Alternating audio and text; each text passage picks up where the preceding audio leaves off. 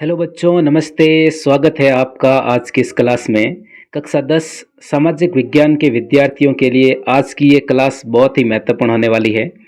कक्षा 10 की इतिहास की बुक का हमने बोर्ड एग्जाम की दृष्टि से जो महत्वपूर्ण प्रश्न आने वाले थे उन प्रश्नों का हमने जिक्र कर लिया था और वो देख भी लिए थे। प्रश्न बहुत ही महत्वपूर्ण प्रश्न थे। वो एक ही क्लास में 15-20 मिनट की क्लास में हमने बहुत ही महत्वपूर्ण प्रश्न देखे थे इतिहास के। यदि आपने नहीं देखे हैं तो वो क्लास आप जरूर देखिएगा। आज की इस क्लास में हम देखने वाले हैं कक्षा 10 सामाजिक विज्ञान की जो हमारी राजनीति की बुक है, जो आपको पता होनी चाहिए 20 नंबर की बुक है, राजनीति विज्ञान की बुक।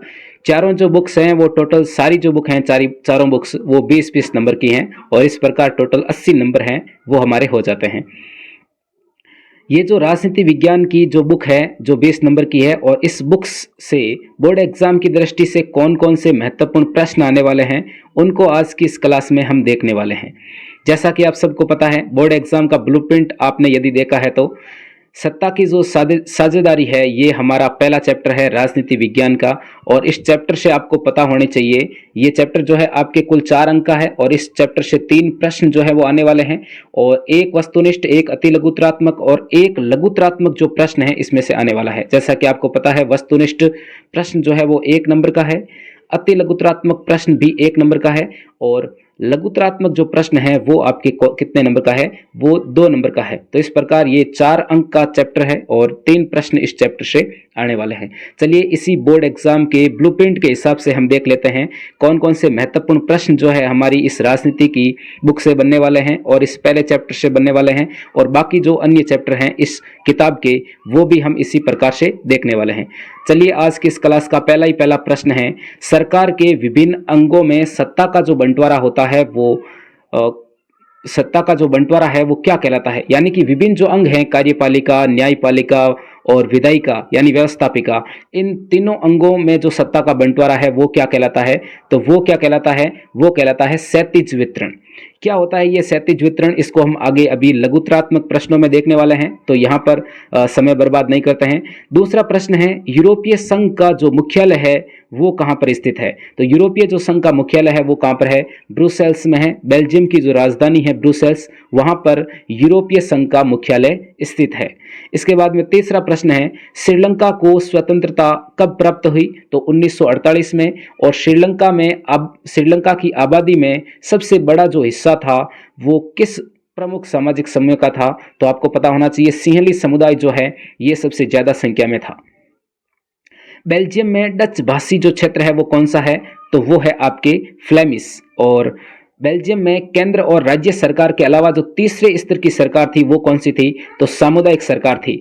इसके बाद में अगला प्रश्न है, श्रीलंका में सिंहली जो भाषा थी उसको राजभाषा का दर्जा कब दिया गया सिंहली को और श्रीलंका में, तो ये दिया गया था 1956 में। इसके बाद में है, निम्न में से किस देश ने 1970 से 1993 के मध्य अपने संविधान में 4 संशोधन किए थे। तो ये हमने उदाहरण देखा था बेल्जियम का, और बेल्जियम देश में जो है 4 संशोधन हुए थे 1970 से लेकर के 1993 के मध्य।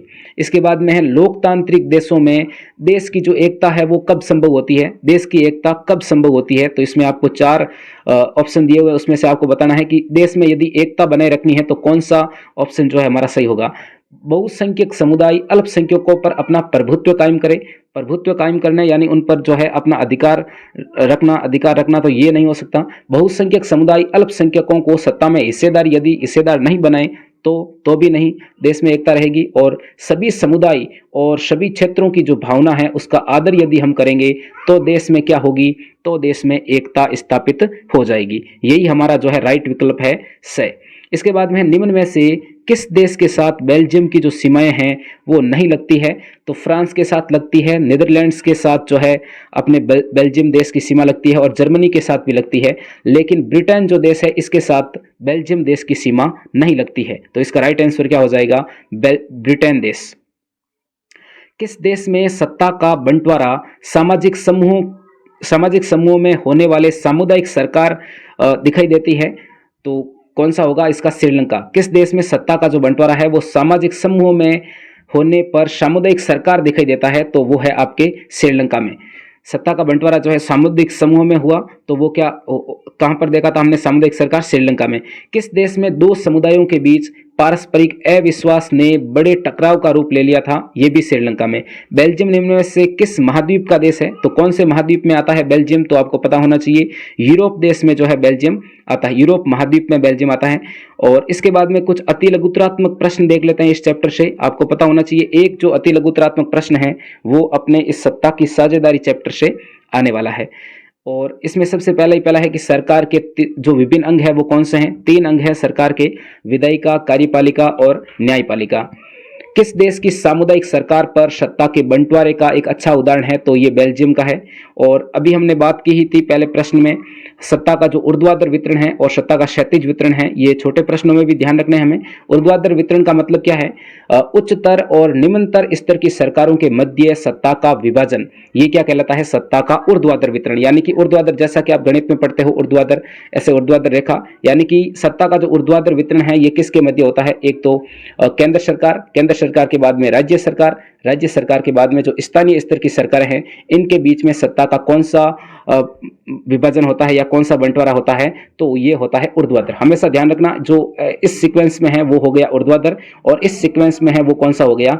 आपके क्षैतिज वितरण हो गया। और ये इस सीक्वेंस में कौन सी है? इस सीक्वेंस में कौन सी है? तो कार्यपालिका, न्यायपालिका और विधायिका, ये तीनों जो है आपस में कंट्रोल भी रखती है और अपने अपने काम भी देखती है। चौथा प्रश्न है, बेल्जियम की सामुदायिक सरकार और श्रीलंका की बहुसंख्यकवादी सरकार में एक अंतर स्पष्ट कीजिए। तो हमें पता है बेल्जियम में जो सामुदायिक सरकार का चयन है वो भाषा के आधार पर हुआ था, एक ही भाषा। और यदि श्रीलंका की बात करें तो वहां पर एक ही समुदाय के आधार पर, यानी सिंहली समुदाय के आधार पर जो है होता था। तो यही क्या थी? यही इसमें एक प्रमुख अंतर था। एक भाषा को बोलने वाले लोग ज्यादा थे वहां पर आपके बेल्जियम में, और श्रीलंका में एक समुदाय में जो है लोग ज्यादा रहते थे। सत्ता का जो क्षैतिज वितरण है ये क्या होता है? ये हमने अभी बात ही की थी कि जो सरकार के 3 अंग हैं, विधायिका, कार्यपालिका और न्यायपालिका, इन तीनों के बीच में जो सत्ता का बंटवारा है उसी को हम क्या बोलते हैं? सत्ता का क्षैतिज वितरण, यानी कि सत्ता का क्षैतिज वितरण। इसके बाद में है नियंत्रण और संतुलन की जो व्यवस्था है वो क्या है? तो इसमें क्या होता है? सरकार का प्रत्येक अंग एक दूसरे को नियंत्रित करता है, जिसमें सत्ता का क्या बना रहता है? संतुलन। यानी कि सरकार के जो विभिन्न अंग हैं, कार्यपालिका, न्यायपालिका और व्यवस्थापिका विधि निर्माण का काम करती है, जो कार्यपालिका है वो कानूनों को लागू करती है, और न्यायपालिका क्या करती है कि कानून यदि सही बने हैं या नहीं बने उसकी जांच करती है, समीक्षा करती है, यानी कि यदि सही नहीं बना है तो उसको खारिज भी कर सकती है। इस प्रकार तीनों जो है ये क्या है? नियंत्रण और संतुलन की व्यवस्था है, जो है एक दूसरे पर तीनों नियंत्रण रखते हैं, और संतुलन, इससे सत्ता में संतुलन जो है बना रहता है। लोकतंत्र में सत्ता की साझेदारी क्यों जरूरी है? तो इससे क्या होता है? सत्ता की साझेदारी संघर्ष की भावनाओं को कम करता है। लोग यदि सारे धर्म के लोग सत्ता में होंगे तो धर्म के आधार पर लड़ाई झगड़े नहीं होंगे, संघर्ष की भावनाएं जो है वो कम होगी। एक ही भाषा बोलने वाले सारी भाषाओं के लोग होंगे तो वो भाषा के आधार पर जो है लड़ाई नहीं होगी। यानी कि प्रजातांत्रिक भावनाओं के अनुकूल जो है ये सरकार होती है, जिसमें सत्ता की साझेदारी होती है। यानी सत्ता के सभी समूह, सत्ता में जो है सभी भाषा को बोलने वाले लोग होते हैं, तो सत्ता की क्या होती है? साझेदारी। यह सत्ता की साझेदारी बहुत ही ज्यादा जरूरी है, इससे संघर्ष जो है वो कम होता है। बहुसंख्यकवाद कायम करने के लिए श्रीलंका सरकार द्वारा उठाए गए किसी एक कदम का उल्लेख कीजिए। तो बहुसंख्यकवाद यानी कि ज्यादा संख्या वाले लोगों के लिए क्या करना? कोई विशेष प्रावधान करना, और ऐसा किया गया श्रीलंका में। श्रीलंका ने क्या किया? जो सिंहली भाषा थी, सिंहली भाषा बोलने वाले लोग जो है वो क्या थे? बहुसंख्यक थे, यानी ज्यादा संख्या में थे, और श्रीलंका ने यही काम किया। बहुसंख्यक लोगों के लिए जो सिंहली भाषा थी उसको राजभाषा घोषित कर दिया। तो बताओ ये क्या हो गया? ये बहुसंख्यकवाद कायम करने का एक बहुत ही अच्छा उदाहरण जो है सरकार ने यहाँ पर हमें दिया है, जो हमारे लिए जो है एग्जाम में भी हमारे लिए इंपॉर्टेंट है। यानी कि सिंहली भाषा को क्या कर दिया? राजभाषा घोषित कर दिया। और अब तमिल भाषा का क्या महत्व रह गया, है ना? तो इस कारण से ये क्या हो गया? एक बहुसंख्यकवाद कायम करने का एक अच्छा उदाहरण है। इसके बाद में 1950 और 1960 के दशकों के बीच ब्रुसेल्स में 2 समुदायों के बीच जो प्रखर समस्या थी वो कौन सी थी? भाषाई विविधता की जो समस्या थी वो थी। और वहां पर कौन सी भाषा बोली जाती थी? फ्रेंच और डच। ये भाषाई विविधता जो है ये ब्रुसेल्स यानी बेल्जियम की जो राजधानी थी वहां पर ये प्रमुख रूप से समस्या दिखाई देती थी। बेल्जियम में कौन सी भाषा बोलने वाले जो लोग हैं वो समृद्ध और ताकतवर रहे थे? तो फ्रेंच भाषी जो लोग थे वो समृद्ध थे, और पैसे के मामले में भी थे, और संख्या के मामले में भी थे, और ताकतवर भी थे। बेल्जियम को समाज की जातीय बनावट की दृष्टि से कितने भागों में बांटा जा सकता है? बेल्जियम की जो जातीय बनावट है उसके हिसाब से देखें तो 4 क्षेत्रों में हम बांट सकते हैं। एक तो राजधानी क्षेत्र जो ब्रुसेल्स है वो, दूसरा फ्रेंच भाषी जो क्षेत्र है वेलोनिया वो, और तीसरा डच भाषी जो क्षेत्र है यानी कि फ्लेमिश शहर, और चौथा जो है वो है जर्मन भाषी क्षेत्र या जहां पर जर्मन भाषा बोली जाती है। ये 4 क्षेत्रों में हम जो है इनको बांट सकते हैं यानी कि अलग अलग भाषाओं के आधार पर। इसके बाद में लघुतरात्मक प्रश्नों की बात करें तो इस चैप्टर से आपको पता है एक लघुतरात्मक प्रश्न भी आने वाला है। चलिए देख लेते हैं ये लघुतरात्मक प्रश्न कौन कौन से हैं जो हमारे बोर्ड एग्जाम में जो है छप सकते हैं। सबसे पहला है कि जो लोकतंत्र में सत्ता की साझेदारी है इसके विभिन्न रूप कौन से हैं? आपको पता है 2 रूप हम देख चुके हैं, एक सत्ता का क्षैतिज वितरण और दूसरा सत्ता का ऊर्ध्वाधर वितरण। यही देख लीजिए 2 अन्य कौन से हैं वो भी हम देख लेते हैं। सबसे पहले हमने ये देखा था सत्ता का जो क्षैतिज वितरण था यानी कि कार्यपालिका, न्यायपालिका और विधायिका के मध्य जो सत्ता का विभाजन था, एक ये हो गया। और दूसरा था केंद्र सरकार, राज्य सरकार और स्थानीय सरकार के मध्य जो सत्ता का विभाजन था यानी कि ये हमने देखा था ऊर्ध्वाधर वितरण। इसके अलावा यानी कि एक तो विभिन्न अंगों के बीच में और दूसरा विभिन्न स्तरों के बीच में, और तीसरा यदि हम बात करें तो तीसरा कौन सा होगा? तीसरा होगा आपके विभिन्न सामाजिक समूहों के बीच में सत्ता का विभाजन यानी कि जो धार्मिक आधार पर है, भाषाई या पिछड़े या अल्पसंख्यक जो समूह हैं इसके आधार पर भी सत्ता का विभाजन होता है। और चौथे की बात करें तो राजनीतिक दलों, दबाव समूहों, किसानों, औद्योगिक मजदूरों और आंदोलनों के मध्य जो सत्ता का विभाजन है वो चौथे प्रकार का सत्ता का विभाजन है। इसके बाद में है लोकतंत्र में सत्ता की जो साझेदारी है वो क्यों जरूरी है, यानी कि सब लोग साथ में मिलकर शासन कर रहे हैं तो ये जरूरी क्यों है। सत्ता की साझेदारी की जो आवश्यकता है वो क्या है?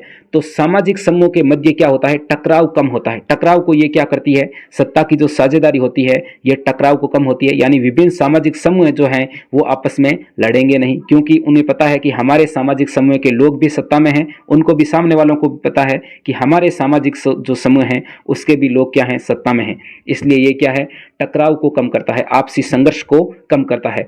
ये जो सत्ता की साझेदारी है ये लोकतंत्र की आत्मा है और समानता की पोषक है और सभी के हितों की इसमें सुरक्षा होती है। व्यक्तिगत स्वतंत्रता की रक्षा होती है इसमें। स्थानीय स्वशासन जो होता है, तीसरे स्तर का स्थानीय सरकारें जो है, स्थानीय स्वशासन का यहाँ पर विकास होता है और ये योग्य और कुशल शासन व्यवस्था है सत्ता की साझेदारी। तो ये जरूरी भी है। सत्ता की साझेदारी का मतलब क्या है ये भी हमें पता होना चाहिए। 2 नंबर के प्रश्न में ये आ सकता है। तो सत्ता की साझेदारी अलग अलग समूहों में सत्ता के बंटवारे की प्रक्रिया है, यानी हम देखते हैं अलग अलग जो समूह, सामाजिक समूह हैं उसमें ये सत्ता का क्या होता है? बंटवारा होता है, ताकि व्यवस्था जो है वो क्या चल सके? सुचारू रूप से चल सके, यानी आसानी से चल सके, सुचारू रूप से चल सके, किसी प्रकार का हंगामा इसमें हमें नहीं चाहिए। तो इसलिए सत्ता की साझेदारी जरूरी भी है। और लोकतंत्र का जो बुनियादी सिद्धांत है, इस पर छोटा प्रश्न भी आ सकता है कि लोकतंत्र का बुनियादी सिद्धांत क्या है। 1 नंबर के प्रश्न में ध्यान रखना, इस प्रकार के बीच में प्रश्न भी हम तैयार कर सकते हैं साथ में। तो लोकतंत्र का जो बुनियादी सिद्धांत है वह है जनता की सारी राजनीतिक शक्ति का स्रोत है। जनता ही क्या है? जनता जो है वो सारी राजनीतिक जो शक्ति है उसका स्रोत कौन है? जनता है। यही लोकतंत्र का बुनियादी सिद्धांत है कि सारी जो राजनीतिक शक्ति है, जो पॉलिटिकल पावर है, उसका सोर्सेज कौन है? जनता। उसका सोर्सेज कौन है? जनता। अतः विभिन्न सामाजिक समूहों के बीच में टकराव को टालने के लिए सत्ता में हिस्सेदारी दे देनी चाहिए, यानी सत्ता में सबकी साझेदारी होनी चाहिए। इसके बाद में हमारा अगला प्रश्न है लघुतरात्मक प्रश्न में ही, श्रीलंका में तमिलों की जो प्रमुख समस्या थी, तमिलों की प्रमुख मांगे क्या क्या थी? सबसे पहले बताना है उनकी मांगे क्या क्या थी, यानी कि वो क्या मांग कर रहे थे। तो क्या तमिल भाषा को भी क्या दे दिया जाए? राजभाषा का दर्जा जो है वो दे दिया जाए, क्योंकि जो श्रीलंका की सरकार थी उन्होंने क्या किया? 1956 में सिंहली भाषा को राजभाषा का दर्जा दे दिया था। इसलिए तमिलों ने भी मांग उठाई कि हमारी जो तमिल भाषा है उसको भी राजभाषा का दर्जा दिया जाए। शिक्षा और सरकारी जो सेवाएं हैं, नौकरियां हैं, उसमें सिंहलियों के समान जो सिंहली भाषी लोग हैं उनको तो आपने जो है उच्च स्तर की शिक्षाएं, सरकारी सेवाएं दे रखी है, लेकिन तमिलों को नहीं दे रखी है। तो यहाँ पर आपको उनको भी समान अवसर जो है वो प्रदान किए जाए, यानी तमिलों और सिंहलियों के साथ भेदभाव नहीं किया जाए। तमिल बहुल क्षेत्रों को स्वायत्तता प्रदान की जाए, यानी उन्हें भी स्वायत्तता, स्वतंत्रता जो है प्रदान की जाए। विभिन्न सामाजिक समूहों के मध्य सत्ता के बंटवारे के कोई 2 उदाहरण दीजिए। तो एक हमने देख लिया बेल्जियम में सामुदायिक सरकार का गठन, और दूसरा भारत में सामाजिक रूप से कमजोर समुदायों, महिलाओं को विधायिका और सरकारी सेवाओं में जो आरक्षण दिया गया, ये क्या है? सत्ता के बंटवारे के उदाहरण हैं। विभिन्न जो सामाजिक समूह हैं अलग अलग, जो निम्न स्तर में हैं यानी कि महिलाएं हैं, उनको जो है शुरुआत से इतिहास उठा के देख लो, शुरुआत से ही उनको जो है दबाया गया है, उनको जो है बाहर निकलने का कम ही मौका दिया गया है। तो विधायिका है, साथ में विधानसभा में भी ज़्यादा जो है पुरुषों की सत्ता रही है। सरकारी सेवाओं में, नौकरियों में भी जो है पुरुष ही आगे रहे हैं। तो यहाँ पर महिलाओं को आरक्षण देकर जो है आगे लाया जा रहा है। ये क्या है, ये भी क्या है, सत्ता, विभिन्न सामाजिक समूहों को जो है सत्ता में हिस्सेदारी दी जा रही है। बहुसंख्यकवाद और अल्पसंख्यकवाद दोनों पर आपको प्रश्न तैयार कर लेने चाहिए। बहुसंख्यकवाद क्या है और इसका उदाहरण जो है हमें देना है। तो बहुसंख्यकवाद का आशय है कि अल्पसंख्यकों की इच्छाओं और आवश्यकताओं की अवहेलना करते हुए जो बहुसंख्यक समुदाय है वो मन चाहे ढंग से क्या करता है, उसको शासन करने का अधिकार होता है। यही है बहुसंख्यकवाद, यानी कि जो बहुसंख्यक यानी ज्यादा जो संख्या में लोग हैं वही लोग क्या करते हैं, मनमाने ढंग से शासन करते हैं। यही बहुसंख्यकवाद है। और जैसा कि हमने श्रीलंका में देखा था, वहां पर जो सिंहली समुदाय के लोग थे वो संख्या में ज्यादा थे और उन्हीं का श्रीलंका में क्या था, उन्हीं का श्रीलंका में वर्चस्व था, यानी कि वही लोग जो है श्रीलंका में, उन्हीं का दबदबा कह सकते हैं हम। अगला प्रश्न है, श्रीलंका में कितने जातीय समूह के लोग रहते थे? तो श्रीलंका में सिंहली और श्रीलंकाई मूल के तमिल, ईसाई और मुसलमान जातीय समुदाय जो है श्रीलंका में रहते थे। इसके बाद में दूसरा जो चैप्टर है वो क्या है, संघवाद। संघवाद से हम यदि बात करें तो इस चैप्टर से जो प्रश्न आने वाले हैं वो आने वाले हैं आपके 2 प्रश्न। कितने प्रश्न आने वाले हैं? 2 प्रश्न आने वाले हैं। और एक प्रश्न तो आने वाला है वस्तुनिष्ठ जो होता है 1 नंबर का, और दूसरा जो प्रश्न आने वाला है वो आने वाला है दीर्घोत्तरीय, और दीर्घोत्तरीय प्रश्न होता है 3 नंबर का। इस प्रकार ये चैप्टर भी कितने नंबर का है? ये चैप्टर भी है आपके 2 नंबर का। चलिए इस चैप्टर से कौन कौन से महत्वपूर्ण प्रश्न बनते हैं उसको देख लेते हैं। सबसे पहला प्रश्न हमारे सामने है कि संविधान की जो 8वीं अनुसूची है, संविधान की 8वीं अनुसूची, सबसे पहले तो हमें यह पता होना चाहिए कि संविधान की जो 8वीं अनुसूची है उसमें क्या है। संविधान की जो 8वीं अनुसूची है, टोटल जो आपके 12 अनुसूचियां हैं उसमें से जो 8वीं अनुसूची है उसमें भाषाओं का उल्लेख किया गया है। तो यहां पर संविधान की 8वीं अनुसूची में दर्ज भाषाओं की संख्या कितनी है, तो ये आपको पता होना चाहिए। ये संख्या है 22। जैसा कि हमारी जो किताबी लैंग्वेज है उसमें क्या लिखा हुआ है कि हिंदी के अलावा संविधान की 8वीं अनुसूची में कितनी भाषाएं हैं, तो हिंदी के अलावा कितनी होगी, तो हिंदी के अलावा हमारे संविधान की 8वीं अनुसूची में 21 भाषाएं हैं। ये आपको पता होना चाहिए, क्योंकि 21 प्लस हिंदी वाली एक कितनी हो गई, 22 भाषाएं। इस प्रकार के प्रश्न भी आ सकते हैं कि संविधान की 8वीं अनुसूची में हिंदी के अलावा कितनी भाषाएं हैं, तो वहां पर आपका प्रश्न गलत नहीं होना चाहिए। टोटल 22 भाषाएं हैं, हिंदी को साथ में हिंदी को कह दिया कि हिंदी के अलावा कितनी है, तो यहाँ पर आपको ध्यान रखना है हिंदी के अलावा 21 हैं। और यहाँ पर सीधा प्रश्न पूछा है कि संविधान की 8वीं अनुसूची में दर्ज जो भाषाओं की संख्या है वो कितनी है, तो यहाँ पर आंसर हमारा होगा 22। निम्नलिखित में से किस राज्य को भारतीय संविधान के अनुच्छेद 371 के तहत विशेष शक्तियां प्राप्त है? असम में भी है, नागालैंड में भी है और मिजोरम में भी है, यानी कि तीनों में है। संघात्मक शासन प्रणाली में अधिकारों का जो विभाजन है वो किस आधार पर होता है, किसके बीच में होता है? तो संघात्मक जो सरकार होती है उसमें केंद्र और राज्यों के बीच सत्ता का अधिकारों का जो है वो बंटवारा होता है। लेकिन जो एकात्मक सरकार होती है उसमें आपको पता होता है सिर्फ जो अधिकार होते हैं वो ज्यादा किसके पास होते हैं, सिर्फ केंद्र सरकार के पास होते हैं। ये लेकिन यहाँ पर संघात्मक शासन प्रणाली है। संघात्मक या संघीय शासन व्यवस्था में आपको पता होना चाहिए केंद्र और राज्य सरकारों के बीच में अधिकारों का बंटवारा, अधिकारों का विभाजन होता है। इसके बाद में अगला प्रश्न है, निम्न में से कौन सा विषय समवर्ती सूची में शामिल है? समवर्ती सूची का मतलब क्या है? जिस सूची में जो विषय हैं उस पर कानून बनाने का अधिकार केंद्र और राज्य सरकार दोनों को है, और केंद्र और राज्य सरकार के बीच टकराव उत्पन्न हो गया तो केंद्र सरकार का जो कानून है वो मान्य होगा। और इसमें जो समवर्ती सूची में शामिल विषय है वो कौन सा है? शिक्षा। शिक्षा पर आपको पता है शिक्षा पर केंद्र सरकार भी कानून बनाता है और राज्य सरकार भी कानून बनाता है। इस प्रकार शिक्षा जो है वो आपके किस में शामिल है? समवर्ती सूची में शामिल है। 3 प्रकार की सूचियां आपने देखी होगी, राज्य सूची, केंद्र सूची और आपके समवर्ती सूची। नगर निगम के अध्यक्ष को क्या कहते हैं? तो आपको पता होना चाहिए मेयर कहते हैं नगर निगम के अध्यक्ष को। और ग्राम पंचायत के अध्यक्ष को क्या बोलते हैं? तो सरपंच बोलते हैं। ग्राम पंचायत के अध्यक्ष को क्या बोलते हैं? सरपंच बोलते हैं। ग्राम पंचायत के अध्यक्ष को सरपंच और नगर निगम के अध्यक्ष को बोलते हैं मेयर, और ये स्थानीय स्तर की जो सरकार है उसमें आता है। शासन की किस व्यवस्था में सरकार दो या अधिक स्तरों वाली होती है। तो इसमें अभी हमने जिक्र किया था कि जो हमारी संघीय व्यवस्था है यानी कि संघात्मक जो शासन प्रणाली है, उसमें क्या होता है, केंद्र और राज्य सरकारों के बीच में अधिकारों का जो है वो वर्गीकरण होता है, अधिकारों का बंटवारा होता है। तो यहाँ पर कौन सी होगी, संघीय शासन व्यवस्था, जिसमें दो या अधिक स्तरों वाली शासन व्यवस्था होती है। और भारत में वर्तमान में आपको पता है 3 स्तरों वाली सरकार है, यानी कि केंद्र सरकार नंबर 1, नंबर 2 पर राज्य सरकार और नंबर 3 पर स्थानीय स्तर की सरकार, स्थानीय स्तर की सरकार, जिसको जो है 73वें 73 और 74 दो अमेंडमेंट हुए थे, संविधान में संशोधन हुए थे। 73वें संविधान संशोधन के द्वारा 1992 में जो है जोड़ा गया था, और ये जो है संविधान संशोधन जो है 1993 में लागू हुआ था। हमें ध्यान रखना 1992 में जो है ये संविधान संशोधन हुए थे, जिसके आधार पर जो है तीसरे स्तर की जो सरकार है, स्थानीय सरकार, वो यहाँ पर जोड़ी गई थी। तो यहाँ पर कौन सा आंसर हो गया, संघीय व्यवस्था, यानी कि जहाँ पर 2 या अधिक स्तरों वाली सरकार होती है वो है संघीय शासन व्यवस्था। अगला प्रश्न है, निम्नलिखित में से किस राज्य का गठन भाषा के आधार पर नहीं हुआ है? तो आपको पता होना चाहिए भाषा के आधार पर नहीं हुआ है तो नागालैंड, उत्तराखंड और झारखंड, इन तीनों का ही नहीं हुआ है। और यदि प्रश्न आ जाए भाषा के आधार पर सबसे पहला जो राज्य गठित हुआ था वो कौन सा हुआ था, तो वो आंध्र प्रदेश हुआ था। भाषा के आधार पर सबसे पहला जो राज्य है वो कौन सा गठित हुआ था, आंध्र प्रदेश गठित हुआ था। आंध्र प्रदेश आपके तेलुगु भाषा के आधार पर आंध्र प्रदेश पहला राज्य गठित हुआ था। लेकिन यहाँ पर ये जो तीनों राज्य हैं, नागालैंड, झारखंड और उत्तराखंड, ये तीनों ही राज्य जो हैं भाषा के आधार पर इनका गठन नहीं हुआ था। इसके बाद में निम्नलिखित में से कौन सा संघीय राज्य नहीं है, यानी कि संघीय राज्य कौन सा नहीं है, तो दिल्ली जो है ये संघीय राज्य नहीं है। यानी कि 3 ये तो हमारे राज्य हैं, संघीय राज्य हैं, लेकिन दिल्ली जो है वो क्या है, केंद्र शासित प्रदेश है। यानी कि वो एकदम किसके अंदर आता है, वो आपके केंद्र के अंतर्गत ही आता है।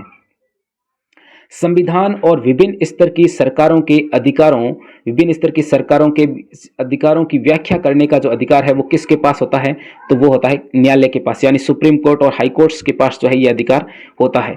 7 आकर संघ मिलाने का उदाहरण कौन सा है, तो संयुक्त राज्य अमेरिका। संयुक्त राज्य अमेरिका जो महाद्वीप है उसमें टोटल 50 जो है वो क्या है, राज्य हैं। और जो आपके संयुक्त राज्य अमेरिका उसमें टोटल 50 राज्य हैं, और 50 राज्यों ने जो है आपस में आकर क्या मिलाया है, संघ मिलाया है। ये 7 आकर संघ बनाने का क्या है, उदाहरण है संयुक्त राज्य अमेरिका। और निम्न में से कौन सा राज्य साथ रहकर संघ का उदाहरण है, नहीं है, तो वो स्विट्जरलैंड है। स्विट्जरलैंड और अमेरिका जो देश हैं, स्विट्जरलैंड और संयुक्त राज्य अमेरिका, ये किसका उदाहरण है, तो ये उदाहरण है संघ 7 आकर संघ बनाने का उदाहरण। लेकिन जो भारत है वो क्या है, भारत किसका उदाहरण है, भारत जो है वो 7 राज्य जो है, भारत के जितने भी राज्य हैं वो 7 आकर संघ बनाया गया है। यानी कि भारत जो है क्या है, एक राज्यों का क्या होगा, संघ होगा। यानी कि भारत के जो राज्य हैं वो भारत से अलग नहीं हो सकते। लेकिन अमेरिका में ऐसा नहीं है, अमेरिका और स्विट्जरलैंड में जो राज्य हैं वो इन देशों से अलग हो सकते हैं। लेकिन भारत, आपको पता है भारत के जो राज्य हैं वो भारत से अलग नहीं हो सकते। यानी कि 7 राज्य जो है वो 7 रहकर क्या करते हैं, संघ बनाते हैं। हमारा जो भारत है, भारत में राज्य क्या है, वो सब है तो राज्यों का संघ है भारत। भारत खुद अनुच्छेद जो 1 है हमारे संविधान का, उसमें लिखा है कि राज्य जो हैं वो क्या होंगे, भारत एक राज्यों का संघ होगा, भारत एक राज्यों का संघ होगा। यानी सभी राज्य जो है वो भारत में साथ में रह रहे हैं, है ना, और भारत से ये अलग नहीं हो सकते। हाँ, हालांकि राज्यों के जो टुकड़े हैं वो हो सकते हैं, लेकिन भारत से ये बाहर नहीं जा सकते, है ना, अंदर तोड़फोड़ हो सकती है लेकिन ये भारत से बाहर नहीं जा सकते। केंद्र एवं राज्य के मध्य विधायी अधिकारों को कितने हिस्से में बांटा गया है, केंद्र एवं राज्य के मध्य जो विधायी अधिकार हैं उनको कितने भागों में बांटा गया है, तो 3 जो है 3 हिस्से में बांटा गया है। निम्न में से कौन सा विषय समवर्ती सूची का नहीं है, तो वो है आपके सिंचाई। सिंचाई जो है वो समवर्ती सूची का विषय नहीं है। शिक्षा है, शिक्षा पर केंद्र और राज्य सरकार दोनों कानून बनाते हैं। वन और विवाह पर दोनों ही कानून बनाते हैं। लेकिन सिंचाई जो है ये आपके समवर्ती सूची का विषय नहीं है। इसके बाद में हमें पता है इस चैप्टर से एक 3 नंबर का प्रश्न आने वाला है, यानी कि दीर्घ उत्तरीय जो प्रश्न है वो आने वाला है। संघवाद क्या है, सबसे पहला है संघवाद क्या है, और भारत में संघवाद का जो स्वरूप है वो बताइए। तो संघवाद का मतलब है कि शासन की वह प्रणाली जिसमें सत्ता का विभाजन केंद्रीय प्राधिकार यानी कि केंद्र सरकार, केंद्रीय प्राधिकार और सरकार की अंगीभूत इकाइयों के मध्य होता है। अंगीभूत इकाइयों का मतलब क्या है, यानी कि केंद्र सरकार के नीचे जो अंगीभूत इकाइयां हैं यानी कि केंद्र सरकार, उसके बाद में राज्य सरकार और भी अंगीभूत इकाइयां यानी कि स्थानीय स्तर की जो सरकार है, यानी कि जो तीनों स्तर की सरकार है, ये सत्ता का क्या है, इन तीनों में विभाजन, इसी को बोलते हैं संघवाद। यानी कि संघवाद में जो सरकार होती है वो विभिन्न स्तरों की होती है, यानी कि दो या दो से अधिक स्तरों वाली जो सरकार होती है उसी को बोलते हैं संघवाद। यानी कि इसमें जो अधिकारों का जो बंटवारा है वो इन तीनों सरकारों के मध्य होता है। यानी कि एकात्मक जो सरकार होती है, एकात्मक सरकार में क्या होता है, यानी कि सारी जो शक्तियां होती हैं वो केंद्र के पास होती है, लेकिन संघवाद में ऐसा नहीं है। संघवाद में जो शक्तियों का बंटवारा है वो क्या होता है, जितने भी स्तर की सरकार हैं, या चाहे दो हो चाहे दो से अधिक हो, यानी कि भारत में वर्तमान में 3 स्तर की सरकार है, तो तीनों स्तरों की सरकार में क्या है, जो अधिकारों का बंटवारा है वो किया गया है। तीनों स्तर की सरकारों में क्या किया गया है, अधिकारों का बंटवारा किया गया है। तो यहां पर संघवाद क्या हो गया, एक तो केंद्रीय प्राधिकार और सरकार की अंगीभूत जो इकाइयां हैं उसके मध्य जो है क्या होता है, सत्ता का विभाजन, उसको बोलते हैं संघवाद। और भारत में आपको पता है संघवाद जो है उसका स्वरूप कैसा है, तो एक तो हमने बात की कि राज्यों का संघ, भारत क्या है, राज्यों का संघ है। यानी कि भारत में अपनी आंतरिक विविधता को ध्यान में रखते हुए विभिन्न राज्यों के संघ का गठन जो है किया गया है। जैसा कि हम देख सकते हैं कि भाषाई आधार पर भी राज्यों का गठन हुआ है ना। और इसके बाद में दूसरा जो है वो है त्रिस्तरीय शासन व्यवस्था। भारतीय संविधान के मूल रूप से 2 स्तर की शासन व्यवस्था का प्रावधान था, एक तो था संघ या केंद्र सरकार और दूसरा थी राज्य सरकार। लेकिन बाद में हमने जो 73वां 74वां संविधान संशोधन है उसके द्वारा तीसरे स्तर की जो सरकार थी, स्थानीय शासन की संस्थाओं को तीसरे स्तर के रूप में जो है संविधान में हमने क्या दी, मान्यता दी। यानी स्थानीय स्तर की जो सरकार है इसको हमने तीसरे स्तर पर मान्यता दी है। तो वर्तमान में कौन सी शासन व्यवस्था है हमारे संघवाद में, तो त्रिस्तरीय शासन व्यवस्था है। कौन सी है, यहाँ पर छोटा प्रश्न इस प्रकार से ध्यान रखना है आपको कि भारत में वर्तमान में कौन सी शासन व्यवस्था है, तो संघवाद के अंदर जो त्रिस्तरीय शासन व्यवस्था है वो यहाँ पर भारत में वर्तमान में है। और मूल संविधान में कौन सी थी, यानी कि 1950 में जब देश का संविधान लागू हुआ तो वहां पर सिर्फ 2 स्तर की सरकारें थी, यानी कि संघ या केंद्र सरकार और दूसरी राज्य सरकार। लेकिन वर्तमान में त्रिस्तरीय शासन व्यवस्था है। इसके बाद में शक्तियों का विभाजन, यानी कि इन जो 3 स्तर की सरकारें हैं इनके बीच में क्या किया गया है, शक्तियों का विभाजन किया गया है। भारतीय संविधान में स्पष्ट रूप से केंद्र और राज्य सरकारों के मध्य विधायी अधिकारों की जो है 3 सूचियों के द्वारा क्या किया गया है, विभाजन किया गया है केंद्र और राज्य के मध्य। और ये 3 सूचियां कौन सी है, संघ सूची, राज्य सूची और आपके समवर्ती सूची। इसके बाद में है न्यायपालिका की सर्वोच्चता। भारत में जो है हमारी न्यायपालिका है, यानी सुप्रीम कोर्ट्स, हाई कोर्ट्स जो हैं इनकी सर्वोच्चता है, यानी कि ये सबसे ऊपर है। भारतीय संघीय व्यवस्था में न्यायपालिका जो है वो स्वतंत्र है, एक तो वो स्वतंत्र कार्य करती है, दूसरी सर्वोच्च है यानी सबसे सुप्रीम है। और शक्तियों के बंटवारे के संबंध में यदि कोई विवाद हो गया, यानी कि केंद्र सरकार और राज्य सरकार की जो सूचियां हैं, संघ सूची और केंद्र संघ सूची और राज्य सूची, इसमें यदि कोई विवाद हो गया कि समवर्ती सूची में हो गया मान लो, तो यहां पर फैसला कौन करेगा, फैसला करेगा सुप्रीम कोर्ट, यानी कि उच्चतम न्यायालय या फिर सर्वोच्च न्यायालय ही इसमें फैसला करता है। तो सबसे सुपर कौन हो गया, तो सबसे ऊपर ही ऊपर हो गया आपके सर्वोच्च न्यायालय, यानी कि न्यायालय। समस्त राज्यों को बराबर अधिकार प्राप्त नहीं है, यानी कि जैसा कि हमने देखा कि कुछ राज्यों को विशेष प्रावधान जो है उनके लिए किया गया है, विशेष अधिकार जो है कई राज्यों को दिए गए हैं। उसमें जैसे देखो असम है, नागालैंड है, मिजोरम है, जैसे कि अभी 370 धारा हटाई जम्मू कश्मीर में, तो जम्मू कश्मीर को पहले क्या था, विशेष दर्जा प्राप्त था, है ना, विशेष अधिकार जो है जम्मू कश्मीर को प्राप्त था, लेकिन वर्तमान में जम्मू कश्मीर को विशेष दर्जा प्राप्त नहीं है। तो इन राज्यों को अभी भी विशेष दर्जा प्राप्त है, तो इनको जो है अन्य राज्यों के मुकाबले क्या है, ज्यादा अधिकार प्राप्त है, यानी कि विशेष अधिकार जो है प्राप्त है। इसके बाद में है सत्ता के विकेंद्रीकरण से क्या अभिप्राय है। सत्ता का जो विकेंद्रीकरण है ये आपको बिल्कुल समझना चाहिए। विकेंद्रीकरण से क्या अभिप्राय है, यानी कि क्या मतलब है, और विकेंद्रीकरण के जो पीछे बुनियादी सोच है वो क्या है। तो देखिए, जब केंद्र और राज्य सरकार से शक्तियां लेकर हम यदि तीसरे स्तर की सरकार जो है, स्थानीय स्तर की जो सरकार हैं उसको दे देते हैं शक्तियां, तो ये क्या होता है, सत्ता का विकेंद्रीकरण। यानी कि क्या कर दिया हमने, पहले हमारे 2 स्तर की सरकारें थी, यानी कि केंद्र सरकार और राज्य सरकार। अब हमने क्या किया कि कुछ शक्तियां केंद्र सरकार से ली और कुछ शक्तियां राज्य सरकार से ली, और ये शक्तियां किसी अन्य स्तर की सरकार को दे दी। यानी कि भारत में जो अभी तीसरी स्तर की सरकार है वो कौन सी है, स्थानीय स्तर की सरकार, यानी कि नगर पालिका और ये जो है, और साथ ही हमारी जो ग्राम पंचायतें हैं गांवों में, इसको जो है ये शक्तियां दे दी जाती है, और इसी को बोला जाता है सत्ता का विकेंद्रीकरण। और भारत में जो संघीय सत्ता की साझेदारी है ये कितने स्तरों पर पाई जाती है, 3 स्तरों पर पाई जाती है, जैसा कि हमने अभी बात की, केंद्रीय स्तर, राज्य स्तर और स्थानीय स्तर। सत्ता के विकेंद्रीकरण में प्रथम जो दो स्तर हैं, केंद्रीय स्तर और राज्य स्तर, यहां से शक्तियां लेकर हमने किसको दी? स्थानीय सरकारों को प्रदान की जाती है। यही क्या है? सत्ता का विकेंद्रीकरण। और भारत में जो स्थानीय स्तर की सरकारें हैं, इसको हमने 1992 के संविधान संशोधन के द्वारा क्या किया? अधिक शक्तिशाली बनाए। यानी कि 1992 में जो संविधान संशोधन हुआ 73वां और 74वां, इसी के दौरान हमने क्या किया? इनको तीसरे स्तर की सरकार को हमने संविधान में जोड़ा और इनको शक्तिशाली बनाया। और इसके पीछे जो बुनियादी सोच है वो क्या थी?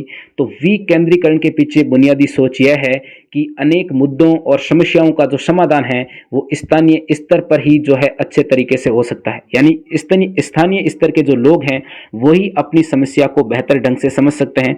इस कारण से हमने क्या किया? इनको जो है ज्यादा शक्तियां दी।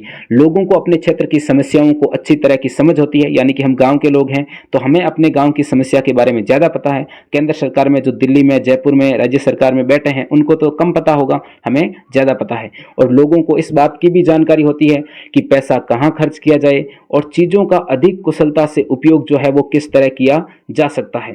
तो ये बुनियादी सोच थी, ताकि जो गांव में लोग बैठे हैं वो अपने गांव का विकास खुद ही कर सकें।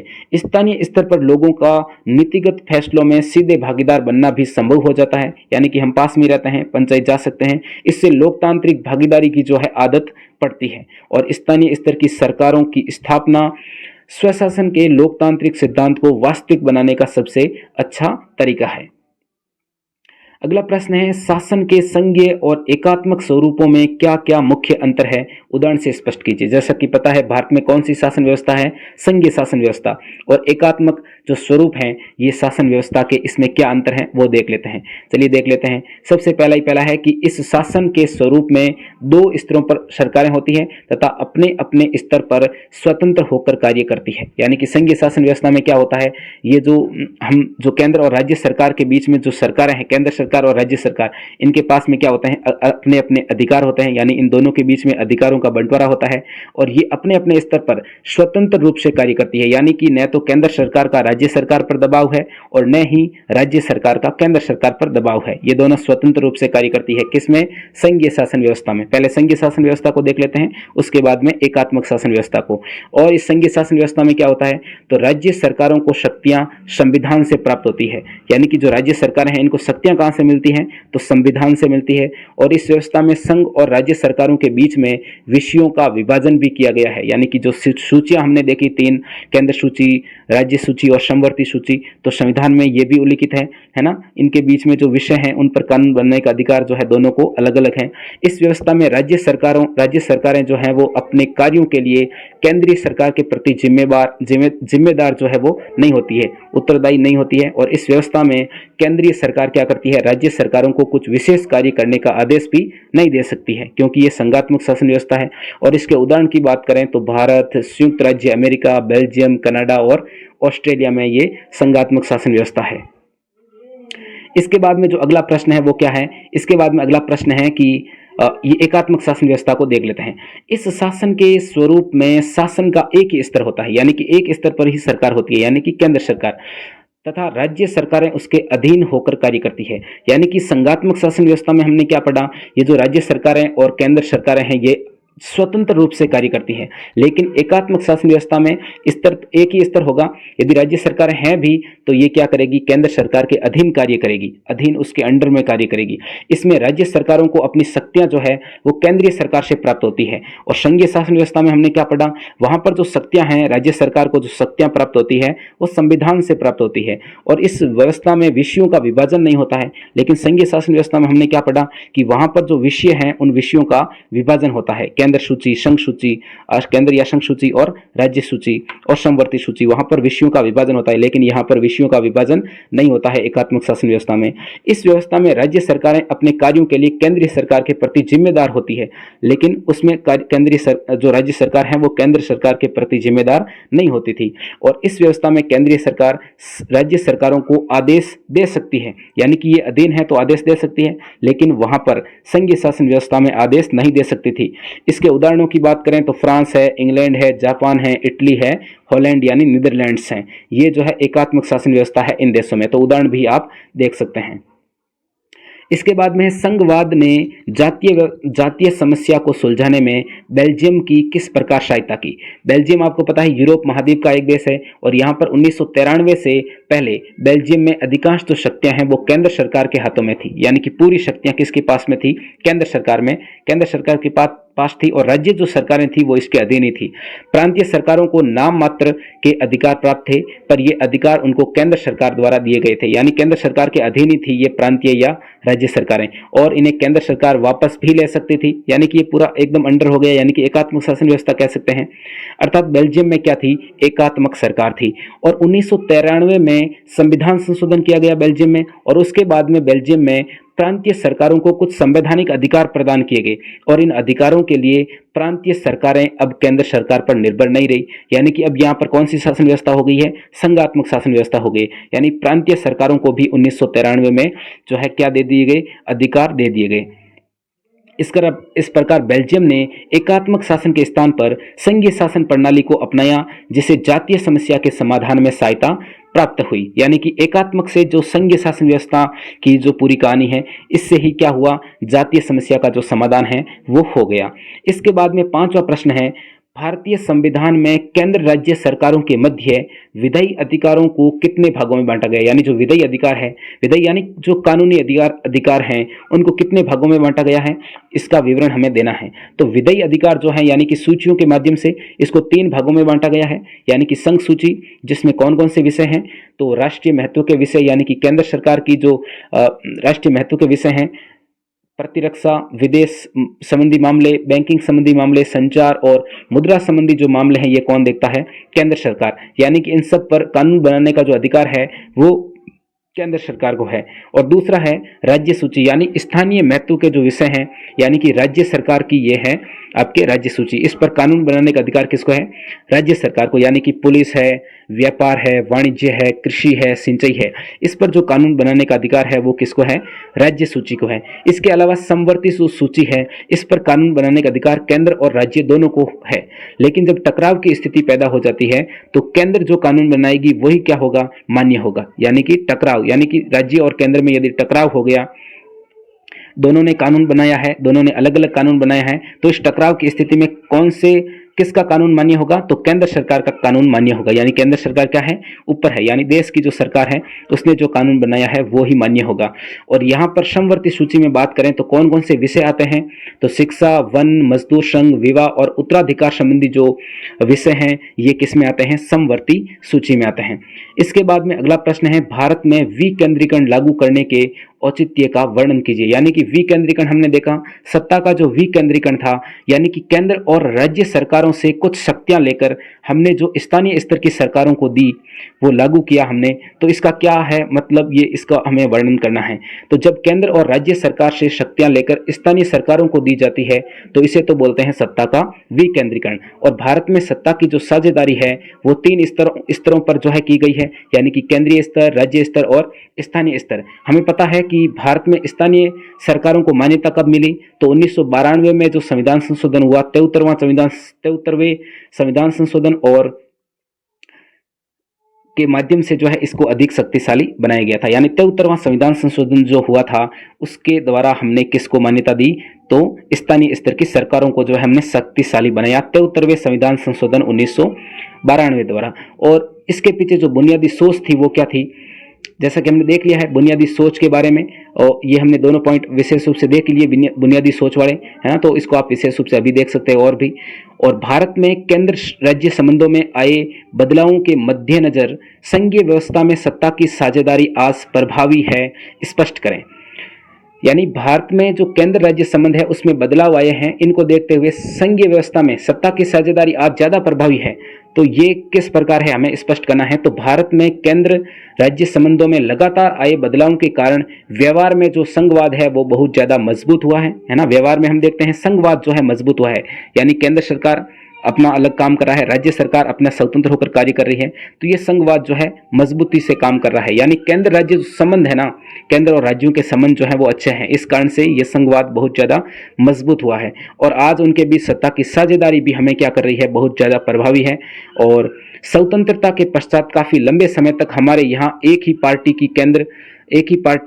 कि केंद्र और अधिकांश राज्यों में शासन रहा, यानी कि कांग्रेस की बात कर रहे हैं, और इसका व्यवहारिक प्रभाव यह पड़ा कि राज्य सरकारों ने स्वायत्त संघीय इकाई के रूप में अपने अधिकारों का प्रयोग नहीं किया। इसके बाद जब केंद्र और राज्य में अलग अलग दलों की सरकार बनी, यानी कि जब भाजपा अस्तित्व में आई, तो केंद्र सरकार ने राज्यों के अधिकारों की अनदेखी करने की कोशिश की। उन दिनों में केंद्र सरकार अक्सर संवैधानिक प्रावधानों का जो है दुरुपयोग करके विपक्षी जो दल थे, यानी कि उसके अपोजिट जो पार्टी थी, उनकी राज्य सरकारों को जो है भंग करना शुरू कर दिया था, ये भंग कर देती थी, और यह संघवाद की भावना के प्रतिकूल काम था। और सन 1990 की बाद से इस स्थिति में कुछ सुधार आया। क्या हुआ 90 में? इस अवधि में देश में अनेक राज्यों में क्षेत्रीय दलों का उदय हुआ, यानी अलग अलग जो है पार्टियां वो आई। प्रत्येक राज्य में जो है अपनी अपनी क्षेत्रीय पार्टियां जो है वो शुरू हुई, और इसी दौर में केंद्र में गठबंधन सरकारों की भी शुरुआत हुई, यानी कि केंद्र में भी जो है गठबंधन सरकारें बनना शुरू हो गई थी। चूंकि किसी एक दल को लोकसभा में जो है स्पष्ट बहुमत नहीं मिला, यानी कि कोई भी एक, चाहे कांग्रेस हो चाहे भाजपा हो, इनको बहुमत मिलता ही नहीं था।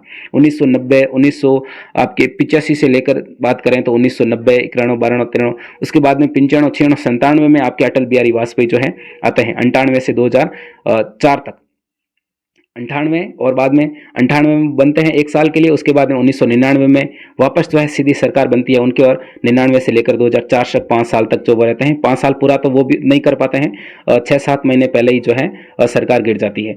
तो यहाँ पर जो है इनकी गठबंधन की सरकार जाती है, और ये जो है गठबंधन जो है यहाँ पर 1990 के दशक में देखें तो गठबंधन जो है सारी गठबंधन की सरकार थी। लोकसभा में स्पष्ट बहुमत जो है वो किसी भी पार्टी को नहीं मिलता था, यानी जनता दल को भी नहीं मिलता था, यानी भाजपा को भी, और कांग्रेस को भी नहीं मिलता था। इसलिए जो प्रमुख राष्ट्रीय पार्टियां थी, उन पार्टियों को क्षेत्रीय दलों समेत अनेक पार्टियों का गठबंधन बनाकर क्या करनी पड़ी? सरकार बनानी पड़ी। इससे सत्ता में साझेदारी और राज्य सरकारों की स्वायत्तता का आदर करने की नई संस्कृति पनपी। इसी बीच सर्वोच्च न्यायालय यानी सुप्रीम कोर्ट के फैसलों से राज्य सरकारों को मनमाने ढंग से भंग करना, यानी ये क्या करते थे, वहां पर राज्य सरकारों को मनमाने ढंग से जो है भंग कर देते थे, और केंद्र सरकार के लिए मुश्किल हो गया। यानी कोर्ट ने सीधा आदेश दे दिया कि आप इस प्रकार राज्य सरकारों को भंग नहीं कर सकते हो। इस प्रकार संघीय व्यवस्था के तहत सत्ता की साझेदारी संविधान के लागू होने के तत्काल बाद वाले दौर की तुलना में ज्यादा प्रभावी है। इसके बाद में अगला बात करें तो अगला जो हमारा तीसरा चैप्टर है, जाति, धर्म और लैंगिक मसले। जैसा कि आपको पता है ये चैप्टर भी 4 नंबर का ही है, और इस चैप्टर से 3 प्रश्न आने वाले हैं। कितने प्रश्न आने वाले हैं? इस चैप्टर से 3 प्रश्न आने वाले हैं। एक आने वाला है वस्तुनिष्ठ, एक आने वाला है लघुतरात्मक, और एक आने वाला है एक अति लघुतरात्मक और एक लघुतरात्मक। यानी कि यहाँ पर ये तो हो गया 1 नंबर का, ये भी 1 नंबर का, और इसके बाद में ये जो प्रश्न है ये हो गया 2 नंबर का। इस प्रकार ये जो चैप्टर है ये भी 4 नंबर का हो गया। चलिए इस चैप्टर से भी देख लेते हैं कि कौन कौन से महत्वपूर्ण जो प्रश्न है वो बन सकते हैं। तो निम्न में से किस देश में सार्वजनिक जीवन में महिलाओं की जो भागीदारी का स्तर है वो बहुत ऊंचा है? तो नॉर्वे में भी है, स्वीडन में भी है, और फिनलैंड देश में भी है। यानी कि ऑप्शन राइट कौन सा हो गया? हमारा द ऑप्शन जो है वो राइट हो गया, यानी कि उपरोक्त सभी जो है इसका सही होगा। भारत में जनगणना कितने वर्ष पश्चात होती है? तो हर 10 वर्ष बाद में यहाँ पर क्या होती है? जनगणना होती है। हर 10 वर्ष पश्चात क्या होती है? जनगणना होती है।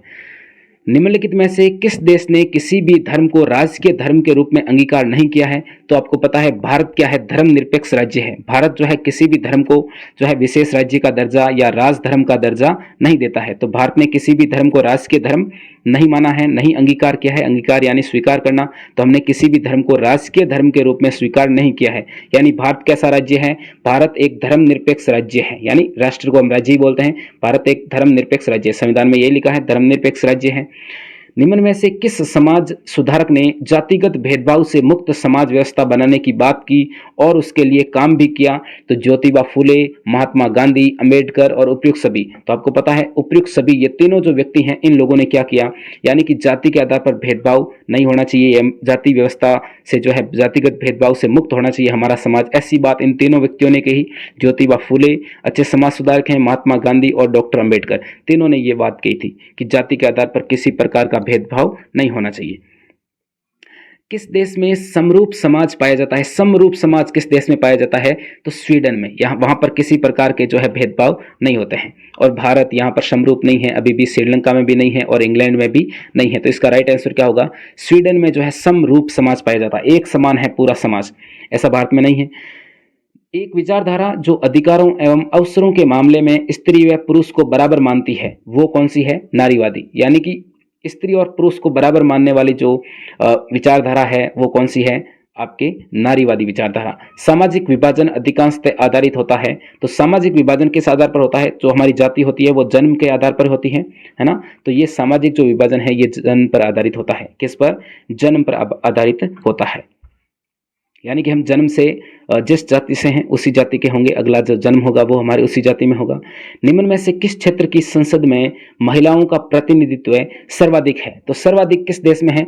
जो नॉर्डिक देश हैं यहाँ पर महिलाओं का प्रतिनिधित्व सबसे ज्यादा है।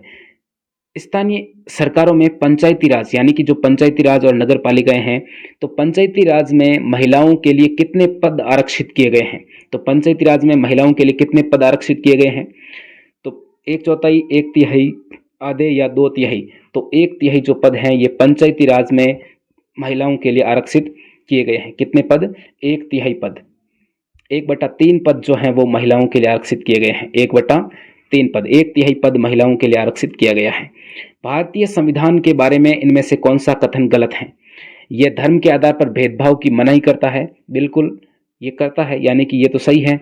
यह एक धर्म को राष्ट्र के धर्म बताता है। क्या ऐसा है हमारा संविधान? हमने कहा कि हमारा भारत जो है वो धर्मनिरपेक्ष राज्य है, तो भारत किसी भी धर्म को राष्ट्रीय धर्म घोषित नहीं करता है। यह सभी लोगों को कोई भी धर्म मानने की आज़ादी देता है। बिल्कुल, यहाँ भारत में आप रह रहे हो तो आप किसी भी धर्म को मान सकते हो। किसी धार्मिक समुदाय में सभी नागरिकों को बराबरी का अधिकार देता है, यानी सभी धार्मिक समूह में आप क्या हो? सब बराबर हो। लेकिन हमारा जो इसका राइट आंसर होगा वो क्या होगा? बे राइट होगा, क्योंकि हमें गलत कथन छांटना है। कौन सा कथन गलत है? तो यह एक धर्म को राष्ट्रीय धर्म बताता है, ऐसा नहीं है। हमारा भारत जो है वो धर्मनिरपेक्ष राज्य है। जब हम लैंगिक विभाजन की बात करते हैं तो हमारा अभिप्राय होता है, हमारा अभिप्राय किससे होता है? यानी कि लैंगिक विभाजन, स्त्री और पुरुष के बीच में जैविक अंतर, समाज द्वारा स्त्री और पुरुष को दी गई असमान भूमिकाएं। बिल्कुल यही होगा। समाज में जो स्त्री और पुरुष के आधार पर असमान जो भूमिकाएं हैं वो है आपके लैंगिक विभाजन, लिंग के आधार पर विभाजन। बालक और बालिकाओं की संख्या का अनुपात, ऐसा भी नहीं है। और लोकतांत्रिक व्यवस्थाओं में महिलाओं को मतदान का अधिकार नहीं मिलना, ऐसा भी नहीं है। और जैविक अंतर भी नहीं है। यानी कि समाज में जो विभाजन है वही है ना। उनकी असमान जो भूमिकाएं हैं, अलग अलग जो भूमिका है, यानी कि महिला ये काम करेगी और पुरुष ये काम करेंगे, तो ये जो विभाजन है ये है लैंगिक विभाजन। यानी बेटा तो वहां पढ़ेगा लेकिन बेटी घर में काम करेगी, ये वाला विभाजन। इसके बाद में कुछ अति लघुतरात्मक प्रश्न भी इस चैप्टर से आने वाले हैं। तो समरूप समाज किन देशों में पाया जाता है? जैसा कि हमने नॉर्वे देशों में देखा, यानी कि आपके स्वीडन है, जर्मनी है, इन देशों में समरूप समाज पाया जाता है। नारीवादी आंदोलन जो है वो क्यों हुए? तो नारियों के लिए, महिलाओं के लिए, पुरुष और महिलाओं के असमान अधिकार और अवसरों के कारण, यानी कि पुरुषों को तो ज़्यादा अधिकार मिल रहे हैं और उनके सरकारी नौकरियों में भी उनको जो है ज़्यादा हिस्सेदारी है उनकी। इस कारण से असमान स्थिति के कारण ही अधिकारों और अवसरों में समानता लाने के लिए, अवसर यानी सरकारी नौकरियों में, इसी कारण से कौन से आंदोलन हुए? नारियों ने आंदोलन छेड़ दिए, यानी कि नारीवादी आंदोलन। सामाजिक असमानता का कौन सा रूप प्रत्येक स्थान पर दिखाई देता है? सामाजिक असमानता यानी कि लैंगिक जो असमानता है, इसमें हमें ये प्रत्येक स्थान पर हमें दिखाई देता है। सामाजिक असमानता का जो रूप है वो लैंगिक असमानता पर, यानी स्त्री और पुरुष के मामले में।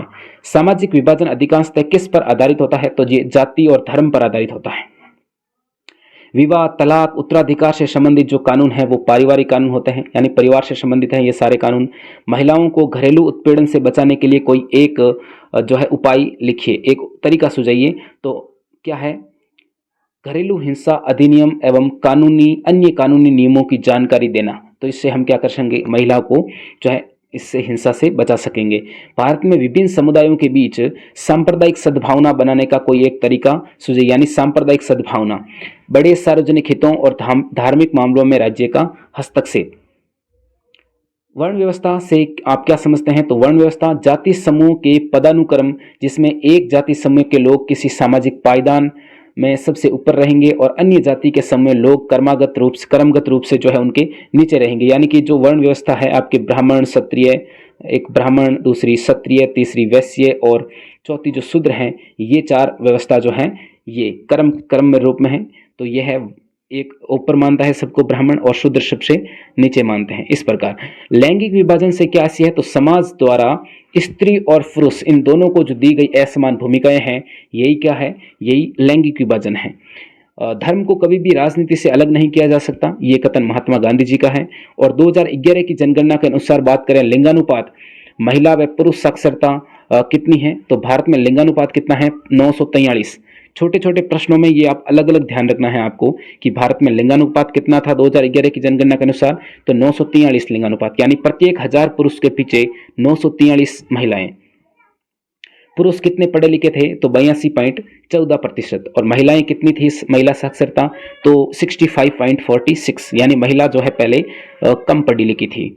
इसके बाद में बात करें तो लिंग अनुपात क्या अर्थ है, लिंगानुपात का क्या अर्थ है, तो किसी क्षेत्र में 1000 लड़कों व लड़कियों की संख्या को लिंगानुपात कहते हैं, है ना। 1000 लड़कों पर जो महिलाओं की संख्या है, 1000 लड़कों पर जो लड़कियों की संख्या है, उसी को बोलते हैं लिंगानुपात। जातिवाद से क्या आशय है, जातिवाद जब राजनेता चुनावी लाभ के लिए जातिगत चेतना उकेरकर उसका लाभ उठाने का प्रयास करते हैं, तो इसी को बोलते हैं जातिवाद। यानी चुनाव प्रचारक क्या करते हैं, है ना, जब वोट मांगने जाते हैं तो जाति के आधार पर वोट मांगते हैं कि हमने आपकी जाति के लिए ये किया, हमने उसकी जाति के लिए वो किया। इस प्रकार ये क्या है, जातिवाद। सांप्रदायिक जो राजनीति है वो क्या है, जब राजनीति में अन्य धर्मों की तुलना में एक धर्म को श्रेष्ठता दर्शाई जाए, तो ये क्या है, सांप्रदायिक राजनीति, यानी कि धर्म के आधार पर जो है राजनीति करना। सर्वप्रथम जो नारीवादी आंदोलन है ये अमेरिका देश में हुआ था। और नारीवादी आंदोलन पर एक लघुत्रात्मक प्रश्न भी हमें तैयार करना है कि नारीवादी आंदोलन से आप क्या समझते हैं। तो महिलाओं के राजनीतिक और वैधानिक कानूनी दर्जे को ऊंचा उठाने के लिए शिक्षा और रोजगार के अवसरों को बढ़ाने की मांग, रोजगार के अवसरों को बढ़ाने की मांग करने तथा उनके निजी और पारिवारिक जीवन में, निजी भी और पारिवारिक जीवन में भी बराबरी की मांग करने वाले आंदोलनों को नारीवादी आंदोलन कहते हैं। तो यहाँ से आपको विशेष रूप से ध्यान रखना है, चाहे शिक्षा हो, चाहे रोजगार में अवसरों को मांग बढ़ानी हो, चाहे निजी और पारिवारिक जीवन में बराबरी की बात हो, तो इन्हीं सभी को लिए जो आंदोलन किए गए हैं वो है नारीवादी आंदोलन। इसके बाद में बात करें तो भारत में लैंगिक विषमता यानी कि लैंगिक विभाजन जो है उसका मतलब क्या है, तो लैंगिक विभाजन से मतलब है पुरुषों और महिलाओं के मध्य कार्य के विभाजन से है, यानी कि उनको क्या क्या कार्य दिया गया है कि महिला घर में ये चूल्हा चौकी करेगी, पुरुष बाहर कमाएगा। इस प्रकार कुछ घरेलू कार्य केवल महिलाओं द्वारा किए जाते हैं, जबकि पुरुष जो है वो कुछ विशेष प्रकार के कार्य करते हैं। इन्हीं को कहा जाता है लैंगिक विषमता, यानी कि लैंगिक जो है लिंग के आधार पर कार्यों का विभाजन। भारतीय संविधान में धर्मनिरपेक्षता जो है इसके 3 लक्षण बताइए, यानी कि लक्षण यानी विशेषताएं बताइए। धर्मनिरपेक्षता, तो भारतीय संविधान में किसी भी धर्म को कोई विशेष दर्जा प्राप्त नहीं है। और मौलिक जो अधिकार है उसमें धार्मिक स्वतंत्रता से संबंधित क्या है, प्रावधान है। और भारतीय संविधान में धर्म आधारित जो भेदभाव है इसका निषेध है, यानी कि आप धर्म के आधार पर भेदभाव नहीं कर सकते। धर्मनिरपेक्ष राज्य से आप क्या समझते हैं और भारत में धर्मनिरपेक्ष मॉडल हमने क्यों अपनाया, तो धर्मनिरपेक्ष राज्य वह राज्य है जिसमें नागरिकों का कोई भी जो है, नागरिक कोई भी धर्म अपना सकते हैं। नागरिकों को कोई भी धर्म अपनाने की स्वतंत्रता होती है कि आप किसी भी धर्म को अपना सकते हो, तथा किसी भी धर्म को कोई विशेष दर्जा नहीं दिया जा सकता। ये जो राज्य है, भारत राज्य, ये किसी भी धर्म को राज्य धर्म का दर्जा नहीं देगा, यानी राष्ट्र धर्म घोषित नहीं करेगा, यानी विशेष दर्जा किसी धर्म को नहीं देगा। और सांप्रदायिकता जो है हमारे देश के लोकतंत्र की सबसे बड़ी चुनौती रही है। आपको पता होगा सांप्रदायिकता यानी धर्म के आधार पर जो लड़ाई थी, इस आधार पर हमारे देश का विभाजन तक हो गया।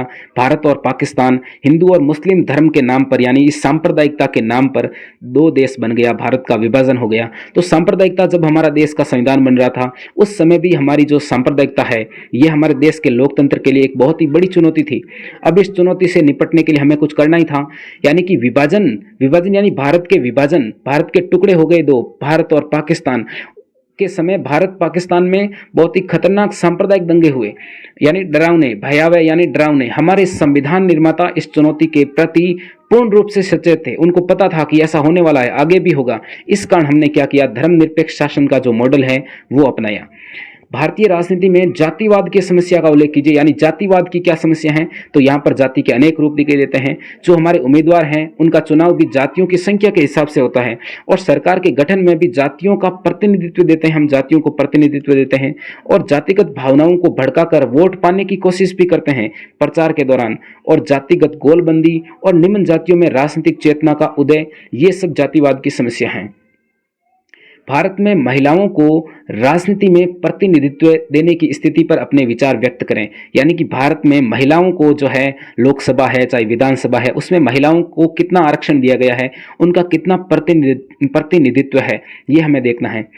भारत में विधायिका में महिला प्रतिनिधित्व बहुत ही कम है, यानी महिला जो है वहां पर सांसद और विधायक बहुत ही कम है। उदाहरण के लिए लोकसभा में महिला जो सांसद है उनकी संख्या तो पहली बार 2019 में ही 14.36% तक पहुंची, यानी यही बड़ा आंकड़ा है कि 14% महिलाएं जो है पहली बार, आज देश के लगभग 70-80 साल हो गए हैं देश को आजाद हुए, 2019 में इतने सालों बाद में महिलाओं को 15% महिलाएं, वो भी 15 से भी कम है, इतनी महिलाएं 15% जो महिलाएं हैं वो विधानसभा और लोकसभा तक पहुंची है।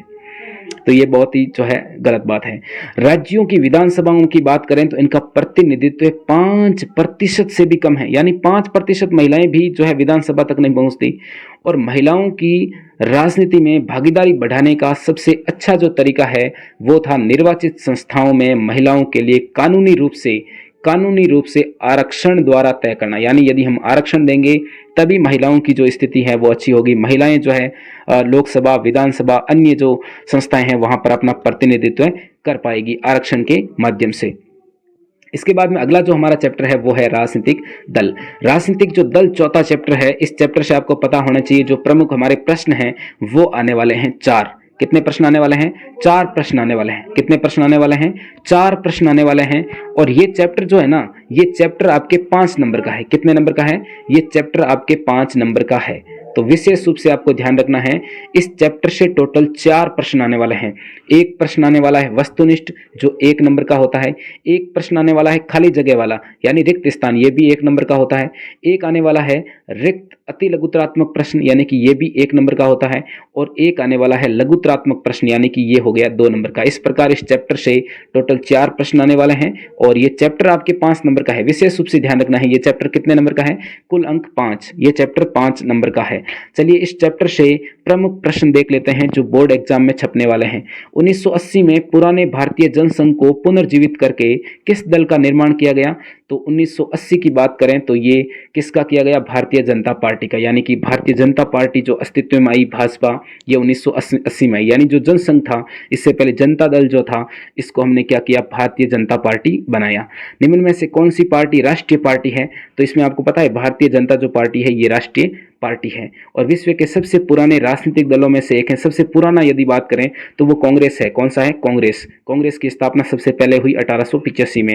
एक लोकतांत्रिक व्यवस्था में सबसे पहले दिखाई देने वाली जो संस्था है वो कौन सी है? तो ये है राजनीतिक दल, यानी पॉलिटिकल पार्टियां जो है ये लोकतांत्रिक व्यवस्था में सबसे अलग दिखाई देने वाली संस्था है। राजनीतिक दल का काम क्या है? तो ये राजनीतिक दल चुनाव लड़ते हैं, ये राजनीतिक दल ही सरकार बनाते हैं और सरकार चलाते हैं। ये राजनीतिक दल ही क्या करते हैं? नीतियां बनाते हैं और कार्यक्रमों को मतदाताओं के समक्ष यानी हम वोटर्स के सामने रखते हैं। यानी कि इसका राइट आंसर क्या हो गया? उपयुक्त सभी। इसका राइट आंसर क्या हो गया? उपयुक्त सभी। इसका राइट आंसर हो गया ये सभी कथन सत्य हैं। बहुजन समाज पार्टी के संस्थापक कौन थे? तो कांसीराम जी थे। बहुजन समाज पार्टी बीएसपी के संस्थापक, वर्तमान में मायावती। इनमें से कौन जो है तृणमूल कांग्रेस के संस्थापक हैं? तो ममता बनर्जी वर्तमान में जो है इस पार्टी से मुख्यमंत्री भी हैं पश्चिम बंगाल की। इंडियन नेशनल कांग्रेस की स्थापना यानी कांग्रेस की स्थापना की बात करें तो 1985 में हुई थी कांग्रेस की स्थापना। इसके बाद में बात करें तो निम्न में से जनमत निर्माण में महत्वपूर्ण भूमिका निभाता है। जनमत निर्माण में महत्वपूर्ण भूमिका कौन निभाता है? जनमत निर्माण में।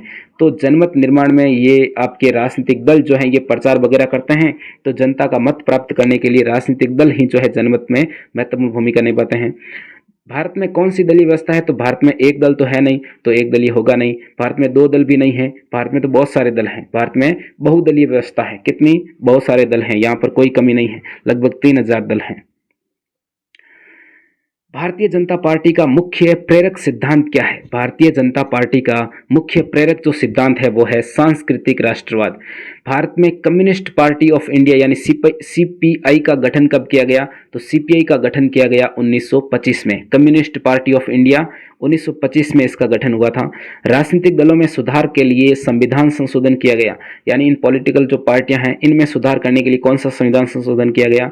दल बदल को रोकने हेतु, यानी कि जब सरकार बन जाती थी तो सरकार के जो सांसद होते थे ना, यानी कांग्रेस के कुछ सांसद जो है पैसे के लालच में क्या करते थे, अपने इस पार्टी कांग्रेस पार्टी को छोड़कर किसी अन्य पार्टी में चले जाते थे और ये सरकार बना देते थे। यानी कांग्रेस के मान लो यहाँ भाजपा में चले गए और भाजपा की सरकार बन गई। इस प्रकार इस दल बदल को रोकने के लिए हमने क्या किया? संविधान में संशोधन किया दल बदल को रोकने के लिए। यानी कि कोई भी कांग्रेस पार्टी का कोई सांसद है तो उसने दल बदल कर लिया, तो इस संबंध में हमने क्या बनाया? कानून बनाया, यानी कि संविधान में संशोधन किया कि दल बदल कोई नहीं कर सकता, दल बदल कोई नहीं कर सकता। यदि किया तो सदस्यता आपकी रद्द कर दी जाएगी, सस्पेंड कर दिया जाएगा, आपको निलंबित कर दिया जाएगा। इसके बाद में बात करें तो अगले जो प्रश्न हैं हमारे वो कौन से हैं? वो हैं रिक्त स्थान के प्रश्न। रिक्त स्थान के जो प्रश्न हैं वो देख लेते हैं। रिक्त स्थान के प्रश्न, चलिए ठीक है देख लेते हैं। लोकतंत्र में का महत्वपूर्ण स्थान होता है। लोकतंत्र में किसका महत्वपूर्ण स्थान होता है? तो राजनीतिक दलों का महत्वपूर्ण स्थान होता है। भारतीय चुनाव आयोग का पंजीकरण करता है। भारतीय चुनाव आयोग किसका पंजीकरण करता है? तो भारतीय जो चुनाव आयोग है वो भी राजनीतिक दलों का पंजीकरण करता है, यानी राजनीतिक दलों को मान्यता देता है। इसके बाद में बात करें तो भारतीय जनता पार्टी की स्थापना कब हुई? तो भारतीय जनता पार्टी 1980 में स्थापना हुई। भारतीय राष्ट्रीय कांग्रेस की स्थापना कब हुई? तो 1885 में हुई। और भारतीय को पुनर्जीवित करके भारतीय जनता पार्टी का निर्माण हुआ, तो भारतीय जनसंघ को पुनर्निर्मित करके, किसको? भारतीय जनसंघ को पुनर्निर्मित करके जो है हमने क्या किया? भारतीय जनसंघ को पुनर्निर्मित करके हमने जो है भारतीय जनता पार्टी का निर्माण किया, यानी कि किसको? भारतीय जनसंघ है ना, भारतीय जनसंघ को हमने जो है पुनर्निर्मित करके। इसके बाद में बात करें तो अगला प्रश्न है, भारतीय राजनीतिक दल अलग अलग नीतियों और कार्यक्रमों को के सामने रखते हैं। किसके सामने रखते हैं? तो मतदाताओं के सामने रखते हैं। किसके सामने रखते हैं? मतदाताओं के सामने जो है ये रखते हैं। छठा हो गया, मतदाताओं के सामने ये रखते हैं। और भारतीय जनता पार्टी की स्थापना कब हुई? 1980 में। और इसके बाद में अगला जो प्रश्न है वो कौन सा है? अगला प्रश्न है आपके 2019 में हुए लोकसभा चुनाव में 303 सीटें जीतकर सबसे बड़े दल के रूप में कौन उभरा था? तो भारतीय जनता पार्टी, यानी बीजेपी जो है वो सबसे ज्यादा सीटें लेकर आई 2019 में, और प्रधानमंत्री मोदी जी के नेतृत्व में बीजेपी की सरकार बनी थी। 2019 के लोकसभा चुनाव में इंडियन नेशनल कांग्रेस पार्टी को कितनी सीटें मिली? तो बहुत ही कम सीटें मिली थी। ऐसे प्रश्न तो हालांकि नहीं आएंगे, यानी कि 52 जो सीटें हैं ये कांग्रेस को मिली थी। 2019 के चुनाव में कांग्रेस भाजपा को सबसे ज्यादा सीटें मिली, कितनी? 303 सीटें मिली, और इनको 52 जो सीटें हैं ये मिली थी आपके किसको मिली थी? कांग्रेस को मिली थी। बीजेपी को कितनी मिली थी? तो 303, और आपके कांग्रेस को कितनी मिली? 52 सीटें 2019 में। और राजनीतिक दल किसी समाज को बुनियादी राजनीतिक क्या करते हैं? बुनियादी राजनीतिक विभाजन दर्शाते हैं। राजनीतिक विभाजन को दर्शाते हैं, यानी कोई भी समाज है तो उसका विभाजन, उसके विभाजन को दर्शाते हैं। और राजनीतिक दल के 3 प्रमुख अंग हैं: नेता, सक्रिय सदस्य और उनके समर्थक। नेता, सक्रिय सदस्य और उनके समर्थक हो गए यहाँ पर समर्थक। भारत में 2017 तक दल राष्ट्रीय स्तर पर मान्यता प्राप्त होते हैं। जो राजनीतिक दल हैं वो राष्ट्रीय स्तर पर मान्यता प्राप्त होते हैं। दल आ गए यानी कि राजनीतिक दल। कौन से दल हो गए? राजनीतिक दल यानी राजनीतिक दल जो है वो राष्ट्रीय स्तर पर मान्यता प्राप्त होते हैं। शिरोमणि अकाली दल की बात करें तो इनका संबंध कहां से है? शिरोमणि अकाली दल का संबंध है पंजाब से, और समाजवादी पार्टी का संबंध है उत्तर प्रदेश से। इंडियन नेशनल लोक दल का जो संबंध है वो कहां से है? हरियाणा से है। ये सारी आपकी जो किताब की बुक है उसमें से आप महत्वपूर्ण पार्टियों को एक बार देख लीजिएगा, वहां से प्रश्न बनने वाले हैं। और राष्ट्रीय लोक दल का जो संबंध है वो कहां से है? वो उत्तर प्रदेश से है। और तेलुगु देशम पार्टी का जो संबंध है वो आंध्र प्रदेश राज्य से है। इसके बाद में अगला प्रश्न है, राजनीतिक दलों को मान्यता, चुनाव चिन्ह आवंटन और पंजीकरण कौन करता है? तो चुनाव आयोग, जो राष्ट्रीय चुनाव आयोग है, यानी कि उसको हम चुनाव आयोग ही बोलते हैं, वही सब कुछ क्या देखता है? राजनीतिक दलों को मान्यता देता है, उन्हें चुनाव चिन्ह आवंटित करता है, उनका पंजीकरण करता है, यानी उनको पंजीकरण करता है, यानी कि पंजीकृत दल बोलते हैं हम इन सबको। यानी भारत में लगभग आज देखें तो लगभग 3000 जो हैं वो राजनीतिक दल पंजीकृत हैं। राजनीतिक दल के प्रमुख अंग कौन कौन से हैं? लगभग 3000 हैं, यानी कि पूरे 3000 नहीं है, लगभग 2800 तक है ना, 2800 तक है। नेता, सक्रिय सदस्य और अनुयायी या समर्थक। राजनीतिक दल के कोई दो कार्य लिखिए। तो राजनीतिक दल चुनाव लड़ते हैं, दल जो है सरकार बनाते हैं और सरकार चलाते हैं। इसके बाद में राजनीतिक दलों में पक्षपात क्यों विकसित होते हैं, पक्षपात क्यों करते हैं राजनीतिक दल? तो राजनीतिक दल समाज के किसी एक हिस्से से संबंधित होते हैं। राजनीतिक जो दल होते हैं वो किसी एक हिस्से से संबंधित होते हैं, इसलिए उनका जो नजरिया है, उनका जो दृष्टिकोण है, वो समाज के उसी विशेष वर्ग यानी जिस हिस्से से वो आता है उसी वर्ग अथवा समुदाय विशेष की ओर झुका रहता है। इस कारण क्या होता है? पक्षपात होता है। इसके बाद में है आपके, हमें राजनीतिक दलों की जरूरत क्यों पड़ती है, कोई एक कारण बताइए। तो राजनीतिक दलों के अभाव में सरकार क्या हो जाती है? तानाशाही हो जाती है, यानी कि निरंकुश हो जाती है, इसलिए राजनीतिक दल बहुत ज़्यादा जरूरी हैं। भारतीय जनता पार्टी का मुख्य सिद्धांत क्या है? तो भारत की प्राचीन संस्कृति और मूल्यों से प्रेरणा लेकर मजबूत और आधुनिक भारत बनाने का जो लक्ष्य है वो किसका है? बीजेपी का है।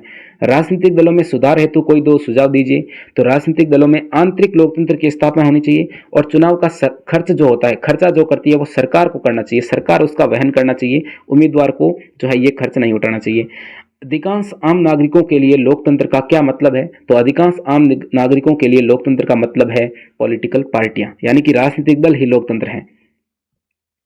भारत में बहुदलीय व्यवस्था का उदय क्यों हुआ, यानी कि बहुदलीय जो व्यवस्था है इनका उदय क्यों हुआ कि भारत में बहुत सारे दल हैं?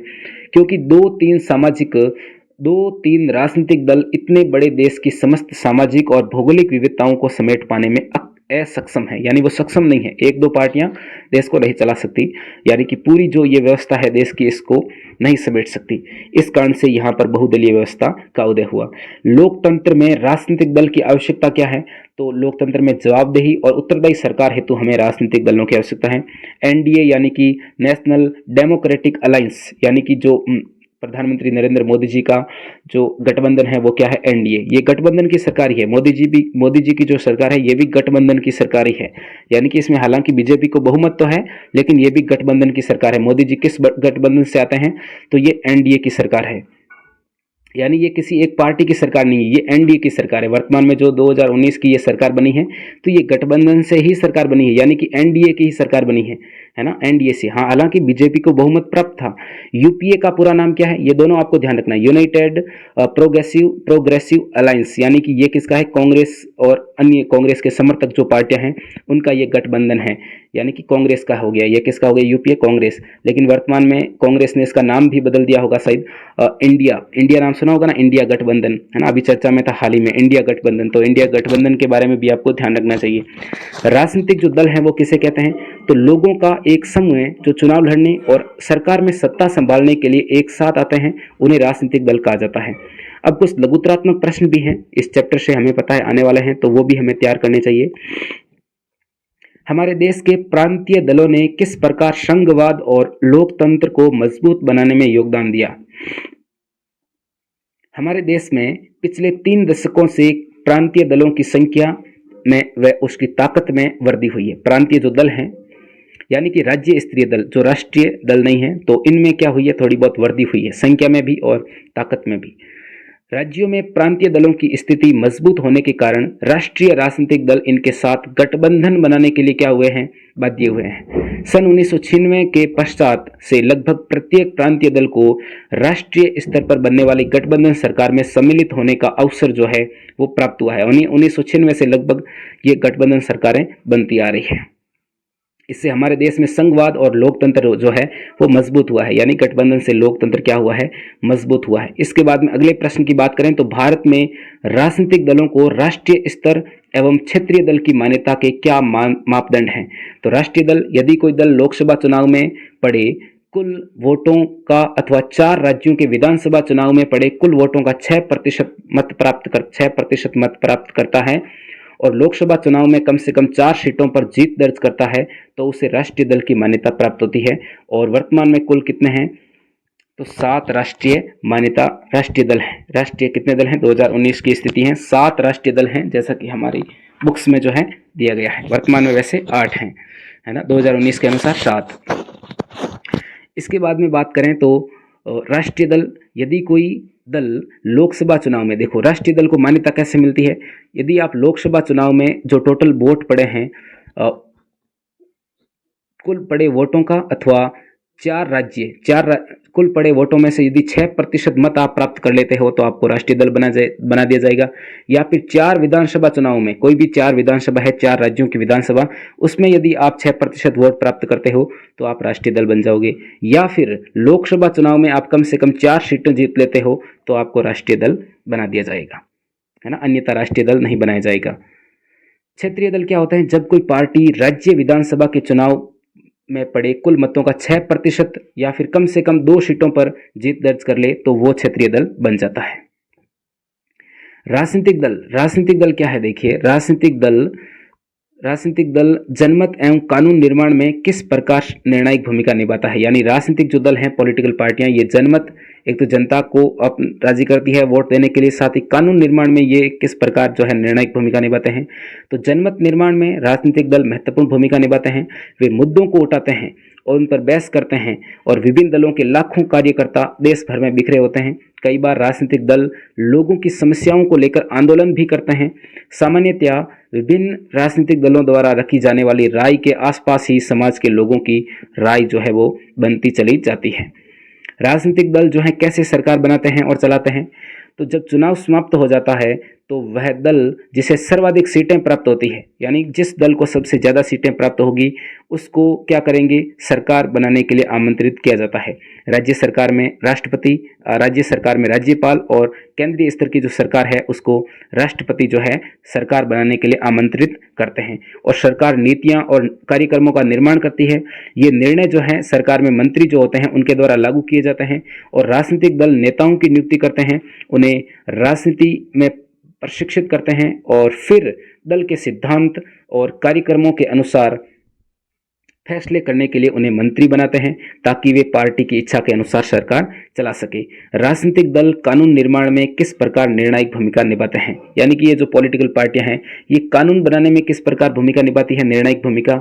तो राजनीतिक दल देश के कानून निर्माण में निर्णायक भूमिका का निर्वाह करते हैं। कानूनों पर औपचारिक ढंग से बहस होती है और उन्हें विधायिका में पारित करवाना पड़ता है। विधायिका दलों द्वारा ही बनाई जाती है, लेकिन विधायिका के अधिकांश जो सदस्य हैं, यानी विधानसभा चाहे लोकसभा हो, तो अधिकांश जो सदस्य हैं वो किसी न किसी दल के सदस्य होते हैं, किसी न किसी दल के सदस्य होते हैं। यानी कोई बीजेपी का हो, चाहे कोई कांग्रेस का हो, चाहे किसी अन्य पार्टी का हो, तो किसी न किसी दल का सदस्य होता है। इस कारण वे अपने दल के नेता के निर्देश पर, है ना, उसके निर्देश पर कानून निर्माण में अपनी भूमिका का निर्वाह करते हैं। क्या करना चाहिए इसके लिए हमें कोई 2 पॉइंट लिखने हैं। दल बदल पर रोक लगाने के संविधान संशोधन किया गया। दल बदल पर हमने रोक लगाई। ये जो है 52वां संविधान संशोधन था। कौन सा था? 52वां संविधान संशोधन। और 52वें संविधान संशोधन द्वारा हमने दल बदल पर रोक लगाई, यानी कि कोई भी जो कांग्रेस दल का सांसद है वो अपना दल जो है बदल नहीं सकता। और चुनाव लड़ने वाले प्रत्येक उम्मीदवार द्वारा संपत्ति, अपराध व शिक्षा के संबंध में शपथ पत्र जो है प्रस्तुत करना। इसके बाद में राजनीतिक दल के कोई 4 कार्य लिखिए। राजनीतिक दलों के 4 कार्य क्या हैं? चुनाव लड़ते हैं, अपने कार्यक्रम और नीतियां जो है जनता के समक्ष रखते हैं, राजनीतिक दल जो है वो सरकार बनाते और चलाते हैं और कानून निर्माण में निर्णायक भूमिका निभाते हैं। विश्व में कितने प्रकार की दलीय व्यवस्था पाई जाती है? एक दलीय भी है, द्विदलीय भी है और बहुदलीय व्यवस्था भी है। भारत में बहुदलीय व्यवस्था हो गई। इसके बाद में अपना जो अगला चैप्टर है वो है 5वां लास्ट चैप्टर, लोकतंत्र के परिणाम। इस चैप्टर से महत्वपूर्ण प्रश्न कौन कौन से आने वाले हैं वो देख लेते हैं। जैसे कि आपको पता है इसमें से एक तो लघुतरात्मक प्रश्न आएगा और एक आएगा रिक्त स्थान का प्रश्न। एक रिक्त स्थान का और एक लघुतरात्मक प्रश्न, यानी कि टोटल 3 नंबर का जो ये चैप्टर है। चलिए देख लेते हैं। सबसे पहला प्रश्न है, लोकतंत्र में शासन की जो अंतिम शक्ति है वो जनता में निहित होती है और आर्थिक समृद्धि के मामले में तानाशाही शासन व्यवस्था वाले देशों का जो रिकॉर्ड है वो अच्छा है ना। तानाशाही शासन व्यवस्था चलाने वाले देशों का रिकॉर्ड जो है वो अच्छा है आर्थिक समृद्धि के मामले में, है ना। वर्तमान की जो लोकतांत्रिक व्यवस्था है इसमें जो है आर्थिक समृद्धि के मामले में ये इतनी अच्छी नहीं रही है। और इसके बाद में है, किस अधिकार के तहत सरकारी कामकाज के बारे में जानकारी प्राप्त होती है। यदि हमें किसी काम के बारे में जानकारी प्राप्त करनी है तो इसके लिए कौन सा अधिकार चाहिए? सूचना का अधिकार। हमें सूचना होगी तभी तो जानकारी होगी।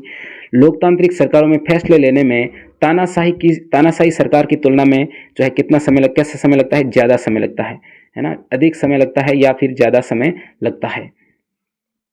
इसके बाद में अगला प्रश्न है, गैर लोकतांत्रिक व्यवस्थाएं आमतौर पर अपने अंदरूनी सामाजिक मतभेदों को की कोशिश करती है। क्या कोशिश करती है? दबाने की कोशिश करती है, यानी अंदरूनी क्या मामला हुआ है उसको दबाने की कोशिश करती है। इसके बाद में है गैर लोकतांत्रिक, ये हो गया। लोकतांत्रिक व्यवस्था समानता पर आधारित होती है। किस समानता पर आधारित होती है लोकतांत्रिक व्यवस्था? तो ये होती है आपके राजनीतिक समानता पर आधारित होती है। शासन की वह व्यवस्था जिसमें शासन की शक्ति एक व्यक्ति के हाथों में हो, यानी कि एक व्यक्ति के हाथों में होती है तो उसको बोलते हैं तानाशाही सरकार, या निरंकुश जो सरकार होती है उसको, यानी कि एक हाथ में होती है, एक व्यक्ति के हाथ में जो सारी पावर होती है एक व्यक्ति के हाथ में, उसको बोलते हैं तानाशाही सरकार।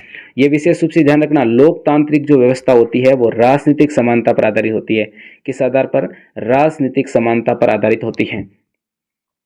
भारत के कितने प्रतिशत लोग मानते हैं कि सरकार की चाल ढाल पर उनके वोट का असर पड़ता है, यानी कि हमारे वोट का असर पड़ता है? ये कितने प्रतिशत लोग मानते हैं? तो 67%। कितने प्रतिशत? 67% ये लोग मानते हैं। 67% लोग मानते हैं कि हमारे वोट का भी कुछ असर पड़ता है। वास्तविक जीवन में लोकतांत्रिक व्यवस्थाएं असमानताओं को कम करने में ज्यादा सफल नहीं हो पाई है। कौन सी असमानताएं? आर्थिक जो असमानताएं हैं, यानी अभी हमने पहले प्रश्न क्या देखा कि आर्थिक समृद्धि के मामले में देखें ना तो तानाशाही सरकारें अच्छी थी, यानी कि यहाँ की जो लोकतांत्रिक व्यवस्थाएं हैं वो आर्थिक जो असमानताएं हैं, यानी कि खजाना यहाँ पर खाली रहता है, आर्थिक असमानताओं को अभी भी कम नहीं कर पाई है। कुछ गरीब तो कुछ अमीर। सैद्धांतिक रूप में तो लोकतंत्र को अच्छा माना जाता है, पर व्यवहारिक रूप में देखें तो इसे इतना ज़्यादा अच्छा नहीं माना जाता। व्यवहारिक रूप में, सैद्धांतिक और व्यवहारिक उसका ठीक उल्टा हो गया। व्यवहारिक रूप में इसे इतना अच्छा जो है वो नहीं माना जाता। में इस बात की पक्की व्यवस्था होती है कि फैसले कुछ कायदे कानून के अनुसार होंगे। किसमें ये कायदे कानून के अनुसार होंगे? तो ये आपके लोकतंत्र में होंगे। लोकतंत्र जो हमारा है, गणतंत्र अभी देश जो है, इसमें क्या होंगे? कायदे कानून जो है इसकी पक्की व्यवस्था होती है। फैसले जो है लोकतंत्र में क्या होता है? यानी कि लोकतंत्र में, गणतंत्र नहीं, लोकतंत्र में जो कायदे कानून है वो क्या होंगे? वो सब फैसले जो है कुछ कायदे कानून के अनुसार होंगे, यानी कि यहाँ पर हो गया लोकतंत्र। सामाजिक अंतर विभाजन और टकरावों को संभालना निश्चित रूप से किस व्यवस्थाओं का एक बड़ा गुण है? तो लोकतांत्रिक व्यवस्थाओं का। किसका? लोकतांत्रिक जो व्यवस्थाएं हैं उनका एक बड़ा गुण है सामाजिक अंतर विभाजन और टकरावों को संभालना। इसके बाद में अगला है वैध शासन व्यवस्था के मामले में किस शासन व्यवस्था, कौन सी शासन व्यवस्था निश्चित रूप से अन्य शासन व्यवस्थाओं से बेहतर है? तो वो भी कौन सी है? लोकतांत्रिक शासन व्यवस्था। यहाँ से आप सारे प्रश्न मिला सकते हैं। इसके बाद में लोकतांत्रिक सरकारें अन्य प्रकार की सरकारों में किस प्रकार से जो है बेहतर है? अन्य प्रकार की सरकारों से सबसे ज़्यादा जो बेस्ट है वो कौन सी है? लोकतांत्रिक सरकारें हैं। सबसे ज़्यादा बेहतर क्यों हैं, अच्छी क्यों हैं? इसके आपको कारण बताने हैं। तो लोकतंत्र जो है नागरिकों के बीच समानता और व्यक्ति की गरिमा को बढ़ाता है, निर्णय लेने की गुणवत्ता में सुधार करता है, लोकतंत्र प्रतिस्पर्धी रवैया विकसित करता है, और लोकतंत्र जवाबदेह, उत्तरदायी और वैध सरकार जो है हमें प्रदान करता है। लोकतंत्र एक जवाबदेह, उत्तरदायी और वैध सरकार का निर्माण या गठन कैसे करता है? तो लोकतंत्र में निर्णय जो है वो निर्णय निर्माण में जनता की अप्रत्यक्ष भागीदारी होती है। निर्णय निर्धारित मानदंडों एवं प्रक्रिया के अनुसार किए जाते हैं, जो निर्णयों को लोगों के लिए अधिक स्वीकार्य बनाते हैं। इसमें निष्पक्ष और नियमित चुनाव होते हैं तथा सूचनाओं को साझा किया जाता है सूचना के अधिकार में। आर्थिक समृद्धि और विकास की दृष्टि से लोकतांत्रिक शासन का मूल्यांकन कीजिए। और इसके बाद में अगला जो प्रश्न है महत्वपूर्ण, वो है वास्तविक जीवन में लोकतांत्रिक व्यवस्थाएं आर्थिक असमानताओं को कम करने में अधिक सफल नहीं हो पाई है, तो ये स्पष्ट करें। तो ये भी आप देख सकते हो। और इसके बाद में बात करें तो अगला है लोकतंत्र असफल रहा, कोई 4 नकारात्मक परिणाम लिखिए। लोकतंत्र असफल क्यों रहा, इसके कोई 4 नकारात्मक आपको परिणाम लिखने हैं, तो ये भी आप मुख्यतः देख सकते हो। और इसके बाद में है पारदर्शिता का अर्थ बताते हुए लोकतंत्र में पारदर्शिता के लाभ लिखें। पारदर्शिता, एकदम पारदर्शी जो लोकतंत्र है इसके क्या लाभ हैं? पारदर्शिता का आपको अर्थ बताना है। तो विशेष रूप से ये प्रश्न भी आपको तैयार कर लेना चाहिए, बोर्ड एग्जाम की दृष्टि से बहुत महत्वपूर्ण है। और पूरे विश्व में लोकतंत्र के विकास के विभिन्न तरीकों का वर्णन करें। मोस्ट इंपॉर्टेंट प्रश्न इस बोर्ड एग्जाम की दृष्टि से, ये आपको विशेष रूप से ध्यान रखना है। और इस प्रकार आज की ये जो क्लास है इसमें हमने पॉलिटी को, विशेष रूप से पॉलिटी की जो बुक है उसको देख लिया। और अगली